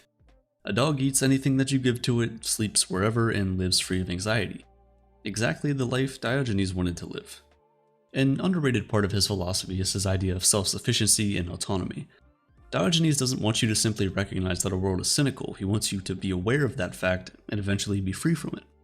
It's one thing to lament how transactional today's world is, but it's another thing to act upon it, or at the very least be prepared for it. Diogenes is said to have stood in front of statues and begged for food. When asked about it, he said he did so to get used to being rejected. Yet another thing we can learn from. Whether it's a job that we applied for and missed out on, a school we think we should have gotten into but didn't, or a relationship we always wanted, we've all experienced rejection. Diogenes doesn't want us to shy away from rejection, but rather accept it as part of life. This is in line with what a lot of us believe today, that one's happiness is his or her sole responsibility, and relying on someone else or something else for it would be a serious mistake. Diogenes went out of his way to manufacture discomfort by doing things like rolling in the sand on hot summer days to make himself more resilient to life's misery. While this example might sound like a little too much, it's essentially the same as people who take cold showers in freezing temperatures when they could have just stayed in bed where it's warm. Why do this? Why expose yourself to this kind of discomfort? You do it to condition yourself against the misery of the rest of the day. After you experience that level of discomfort, whatever nature sends your way, whether it's the company of a dog or the warmth of sunlight, it'll be the most beautiful and pleasant gift you could imagine. Diogenes seems crazy at first glance, but deep down, his beliefs resonate with us more than we might have thought. Most people have never read elaborate philosophical texts, and maybe it's best that all of Diogenes' writings have been lost. All we have left are his examples and his actions to go by. How he felt alienated by shows of wealth, how he experienced rejection, and how he dealt with insults. Diogenes' teachings and actions were aimed at critiquing conventional values and norms. He also highlighted our growing distance from nature, something that has left society puzzled and depressed. He used humor, paradox, and shocking behavior to provoke thought and challenge our assumptions about what truly matters in life. And his approach was influential in the development of later philosophical schools, particularly the Stoics. Even in the worst of circumstances, even when Diogenes was held captive and enslaved, he didn't lose himself in despair, and not once did he consider himself less than the people who were buying or selling him. In his own eyes, even slave owners needed masters. Slaves were starved and poorly fed, and while this affected the other enslaved people, Diogenes merely reflected on how odd it was that instead of trying to make him look healthy by feeding him well, his masters were starving him and reducing his value on the market. Regardless, there was no happier man when Diogenes did get to eat a good meal. Anyone else in this position would have lost all self-esteem, but not Diogenes. When asked about what he was good for by someone who wanted to purchase him, Diogenes simply replied, "Ruling over men." The philosophy of cynicism is closely related to nihilism, or the belief in nothing. Watch this video next to understand the difference. Charles Bukowski, a poet of the gutter. He exposed the soul-crushing routine of modern life and found a strange kind of freedom in the wreckage. Marcus Aurelius, an emperor who ruled the most. People simply empty out, their bodies with fearful and obedient minds. The color leaves the eye, the voice becomes ugly, and the body, the hair, the fingernails, the shoes, everything does. Does this sound familiar? A long day looking in front of the computer screen causes an aching feeling behind the eyes. Your legs turn to jelly after spending a long shift behind the cash register. Your skin becomes pale and gray with too much time under fluorescent warehouse lights. The 9-to-5 continues to diminish our morale and humanity. Why are we doomed to this unsustainable way of life? These were the same questions posed by writer Charles Bukowski in a famous letter to his friend John Martin. Born in Germany and raised in 1930s Los Angeles, Charles Bukowski faced a rough childhood marked by abuse, poverty, and bullying. His hardships fostered an early dependency on alcohol. Bukowski attempted to pursue a career in writing in New York after high school, but financial struggles forced his return to LA, where he reluctantly spent almost a decade as a postal clerk. His detest for the 9-to-5 lifestyle became a barrier to his creative aspirations. After his career with the Postal Service, Bukowski wrote an autobiographical novel about his working years aptly titled Post Office. Its publication launched his career, and he became a literary sensation at age 51. 15 years later, in his famous letter, Bukowski wrote of how 9-to-5 work empties the body and drains the worker of any essential life. It's hard to believe that the 8-hour working day came to be through activism. Between the late 1700s and mid-1800s, the Industrial Revolution transformed the working world. Instead of working in the home and sustaining their family off of small trade loops within their community, people started selling their labor to companies. Let's use the textile industry as an example. Mechanization meant clothing was now a good to be bought and sold instead of made in the home, and laborers were required to work the factory floor. They would then use their work money to buy the required goods and services. Working outside the home for a company was a massive economic shift, and it resonates in the modern day. Income and population rose as this change significantly increased global living standards.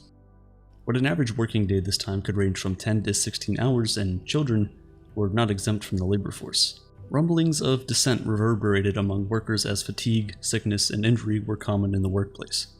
So, in the early 19th century, activist Robert Owen proposed standardizing a 10-hour workday.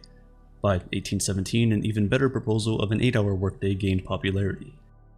Labor activists believed that 8 hours of the day should be dedicated to work, 8 hours to rest, and 8 hours to recreation.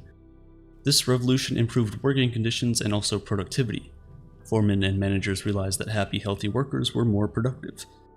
But how much of your time off each day, or supposed recreation time, is used to prepare yourself for the next day? Does this tidy division of time work in reality? Your allotted 8 hours for recreation per day quickly dissolves when you add meal prep, commuting, laundry, housework, childcare, and errands into the mix. And at the end of all that, do you even have quality recreation time each day? You spend your evenings in front of the TV, doom scrolling, or playing video games, which is okay in moderation, but the demands of your work life and the activities that require you to be an optimal worker tire you out. You feel too drained to partake in hobbies or activities that would otherwise fulfill you. Also, with the dawn of smartphones and wireless file sharing, it's easy for your workday to extend into the night. You're expected to be on the clock, checking emails and finalizing presentations, even in your pajamas on the couch. Your work time bleeds over into your rest until you can't see where one role ends and the other begins. Worse, the extra time you've put in at home doesn't exempt you from clocking back in the following day at 9. Even the self-help movement disguises its motives to sneak its way into making you a better participant in capitalism. You're only creating a more productive worker by molding a better you. Things like atomic habits, overcoming supposed laziness, and manifestation promise to lead you to your professional goals while creating a happy, healthier you. Self-help gurus teach you how to do more with less instead of reassessing the root of why the system has left you broken. Writer and cultural critic Gia Tolentino takes this further in her essay, Always Be Optimizing. According to her, every aspect of modern life is geared towards creating a more efficient you. From workout crazes to salad bars, you never have a moment where you are off the clock in a world that strives to produce the best workers. If you're interested, I have a video about self-improvement where I talk about this further. But if you spend most of your life working or preparing to work for a job you resent or don't enjoy, how can you expect to be happy? Yes, it might be hard to get out of bed in the morning or find motivation, but for some, discontent in the workplace leads to violent outbursts. Ever wonder where the phrase "going postal" comes from? Well, in the late 80s and early 90s, there were a series of workplace shootings in US postal offices across America, killing at least 35 people. The gunmen associated with these murders are classified as workplace avengers. They were often middle-aged white men facing economic anxiety, obsolescence, or possible termination from their job. At the peak of their earning potential, they become resentful when they feel like they aren't making what they should be at work. Their co-workers become symbolic of their fury, which results in violent behavior. Often these homicides were caused by people diagnosed with mental illness or antisocial behavior. Most of the time, they were triggered by wanting to take revenge on a boss or the institution after a firing or reprimand. It's called murder by proxy, where you transfer the identity of your intended victim onto anyone slightly associated with it. The shooters wanted vengeance on their workplace, and their colleagues were, sadly, representative of that place. The Postal Service conducted an internal review to try and find the root cause of this discontent. Of course, there's not one specific reason that links all of these instances of workplace violence, but the nature of the work is a common denominator. There are many structural problems with the US Postal Service that are too tedious to get into here, but one of the findings revealed that rural postal workers are happier than urban ones. Rural workers create their schedules and are in charge of how they carry out their work each day. If they get all the mail delivered by the end of the day, that's a job well done. Urban workers, however, negotiate their workload each day with managers. In urban centers, the Postal Service must squeeze the maximum efficiency out of each worker. They'd rather hand out overtime and overrun the workers they have than hire more.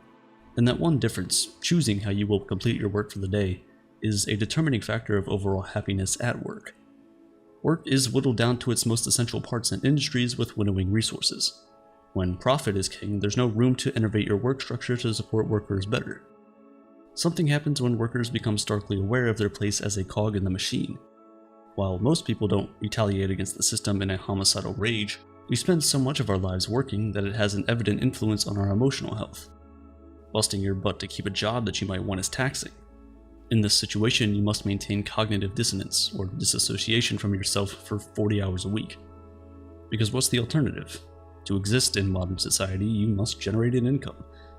In his letter, Bukowski likened work to slavery for this reason. Unless you come from immense generational wealth or you're at peace with a monkish existence, work is inevitable. Work that is isolating and repetitive, like in a warehouse or factory, causes your mind to wander, and without proper outlets, you can foster pent-up rage. Your body becomes like a machine, repeatedly fulfilling the same task, an instrument to generate money. Your work denies you your humanity, yet you're doomed to live most of your life in this state. How can most people genuinely claim that they're happy with this system? The vast majority of us won't be as lucky as Charles Bukowski. Bukowski got a ticket out of his grueling manual labor job. Remember John Martin, the friend to whom Bukowski wrote his letter outlining his problems with the 9-to-5? Well, in 1969, Martin offered to pay Bukowski to quit his job at the Postal Service and commit himself full-time to writing. At the time, Bukowski wrote, "I have one of two choices: stay in the post office and go crazy, or Stay out here and play at writer and starve. And I've decided to starve. Within his first month as a full-time writer, he finished his debut novel. Martin owned a small press, and as a token of gratitude, Bukowski published with him throughout his illustrious career. But how rare is that? Imagine someone approaches you and offers to fund your passion project for the rest of your life.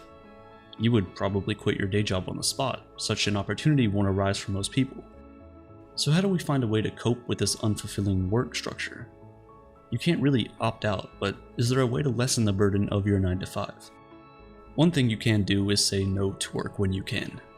Maintaining a proper work-life balance is crucial to overall health and happiness, but setting those boundaries takes practice.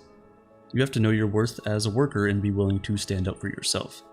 You must take your entitled lunch and break times and refuse to work after your contracted hours without any overtime pay. While Bukowski was cynical about the sanctity of your free time during your workday, you are entitled to it as a worker, and the more workers unite to enforce these rights properly, the less likely employers will abuse them. Hence the importance of unions. If you're a union member, ensure you're fully informed about what your union can do for you. Participate in union votes and strikes and make sure your voice is heard. It's one of the only ways to push change forward in the workplace. Some companies have taken the initiative to change their structure, and after all, our world looks a lot different than it did during the Industrial Revolution. The 40-hour workweek now seems absurd. Shorter, less demanding work weeks prove this arbitrary time designation is obsolete. In an experiment, companies in New Zealand dropped to a 4-day work week, which resulted in greater workplace happiness without sacrificing that much productivity. Also, working from home, if your industry allows, frees up commuting time and enables you to sneak in some housework between meetings. Workers feel most empowered when they have some say over how their day is spent. Companies that allow their employees to make themselves as happy as possible during the work week help pave the way for a better work-life balance. It is also essential to reclaim your free time, and free time means just that. Moments that you deliberately dedicate to absolutely nothing. Nothing in this context entails anything where you aren't making or spending money. Walking, picnics with friends, reading a book, even just staring off into space. Those alone moments allow you to cultivate a sense of self outside of work. It's unhealthy to lead your life with a sense of doom, but escaping the doom loop is difficult. Your time is precious and sacred, and the time you spend not working is even more so. Use it to reclaim your humanity and remind yourself you weren't put on Earth to work. You are here to live the best life you can. Then you owe it to yourself to create the best life for yourself, regardless of the constraints of the 9 to 5. Marcus Aurelius, an emperor who ruled the most powerful empire on earth, while privately writing reminders to himself about humility, discipline, and death. A philosopher king who believed that peace starts within. In the year 165 CE, a black wave of death rose from the east and quickly spread across the globe faster than anyone could have ever imagined. They called it the Antonine Plague, after the reigning Roman emperor at the time, Caesar Marcus Aurelius Antoninus Augustus. Lasting throughout the time of his rule, this plague claimed upwards of 18 million lives and nearly destroyed the Roman Empire that entire armies could barely scathe. But it didn't. Under Marcus Aurelius' rule, the empire thrived despite the economic crises, the numerous invasions, and the grueling pandemic. It is precisely during times of distress that true leaders are tested, and the Caesar rose to the occasion every single time. Aurelius was a philosopher before anything else, regarded as the last of the 5 good emperors of ancient Rome, a term coined by Niccolò Machiavelli in the 15th century. It was his Stoic philosophy that differentiated him from his predecessors. During the plague, he set his ego aside and broke the mold, surrounding himself with talented and experienced public servants instead of aristocrats and nobles. He listened to advice and empowered those around him to make decisions. He hired the best physicians to lead the battle against the disease decimating Roman populations, and to give him the opportunity to focus on the growing economic crisis. He canceled debts, sold imperial effects and possessions, and confiscated capital from Rome's upper class to keep the economy afloat. At a time when fear infiltrated the empire, Marcus practiced self-control and inspired his people to remain calm. As if things couldn't get any worse, late in his reign, Marcus received news that an old friend and former general, Avidius Cassius, had staged a rebellion and declared himself Caesar, in an attempt to overthrow him. Marcus's response was unusual considering the circumstances. but as disciplined and stoic as he was ever known to be.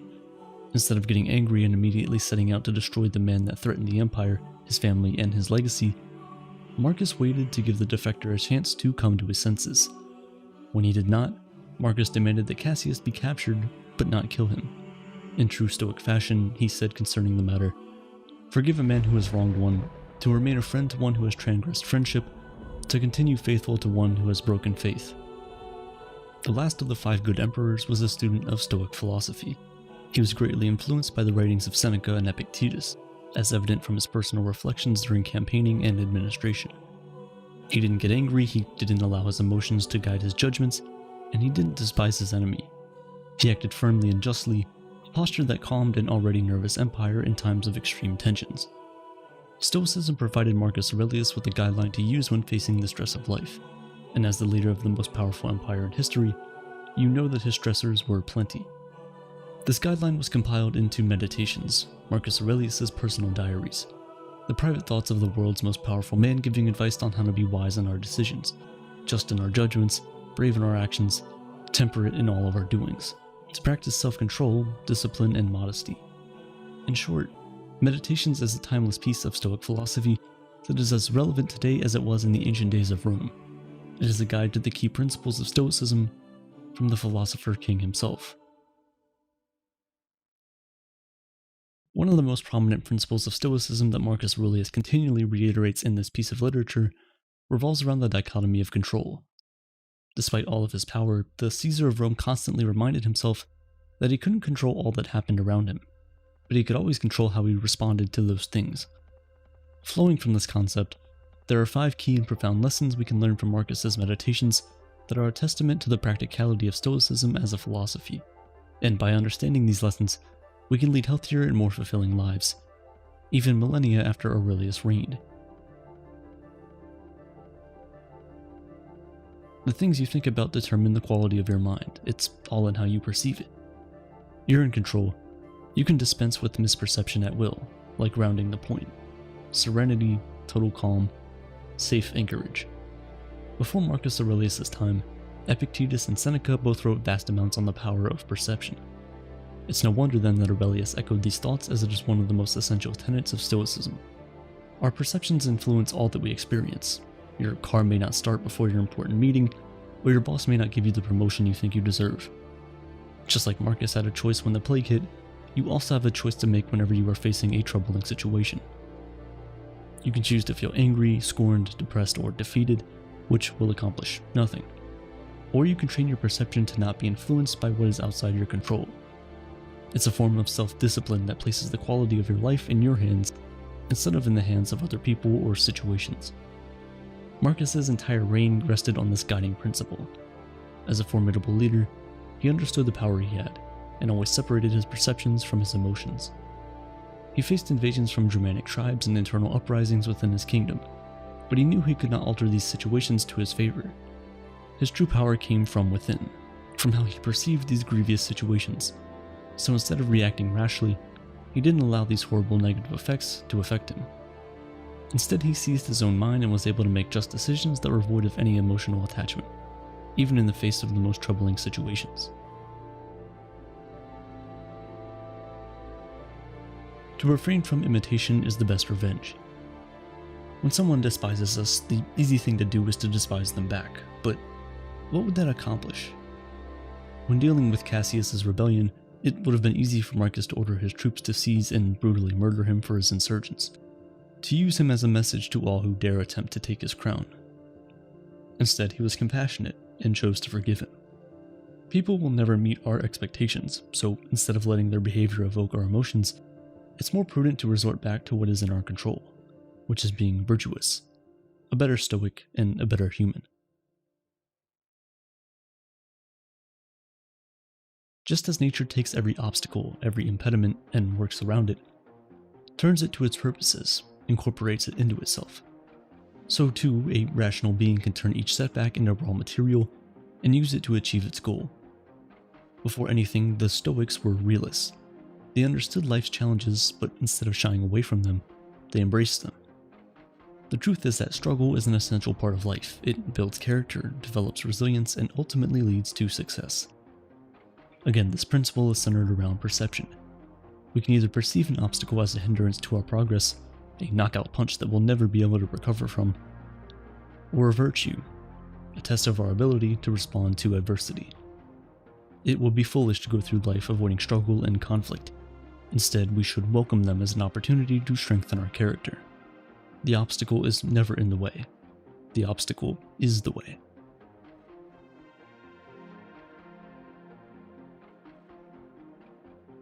Accept the things to which fate binds you, and love the people with whom fate brings you together.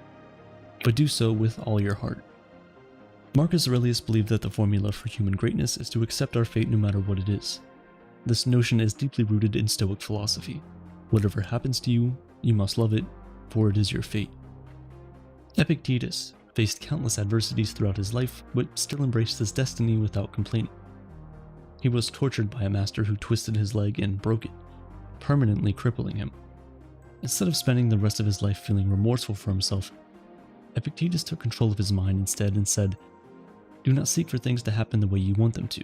Rather, wish that what happens happens the way it happens. Then you will be happy." The true testament to being a Stoic is wanting nothing to be different, not better or worse.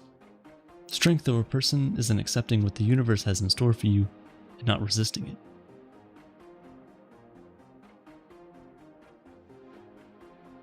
You could leave life right now. Let that determine what you do and say and think. No one understood their destiny and loved their fate more than Seneca. In 59 CE, Rome was ruled by an insecure and unjust emperor, Nero. He was an uncaring dictator who spared no one from his wrath, including his own mother and sister. After a failed attempt on his life, Nero gathered all the suspected conspirators and either banished or executed them. Seneca was wrongly accused as being one of those plotting against Nero's life, and even though he had served as his leading advisor, Nero did not spare him and ordered him to take his own life. Instead of fighting the hand that fate dealt him, Seneca not only accepted his fate, but was stoic to the final moment of his existence. As he famously said, "What need is there to weep over parts of life, when the whole of it calls for tears?" Seneca then cut the veins in his arms and bled to death. Despite being one of the most powerful men in the world, Marcus Aurelius reflected on the fleetness of his life. Anyone in his position could very easily get drunk on power. But he reminded himself all the time of those who have come and gone, who have left behind nothing of the power they ever so greedily accumulated throughout their lives. In Meditations, Marcus thinks of morality as an inspiration to live his best life and let go of trivial things. He did not see death as morbid, but rather as a motivator to live a life of virtue and gratitude for the time we have. Marcus Aurelius led a Roman Empire that went through both hardship and prosperity.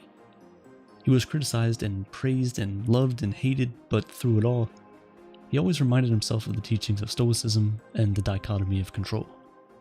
There are things in our control and others that are not. Which ones will you focus on?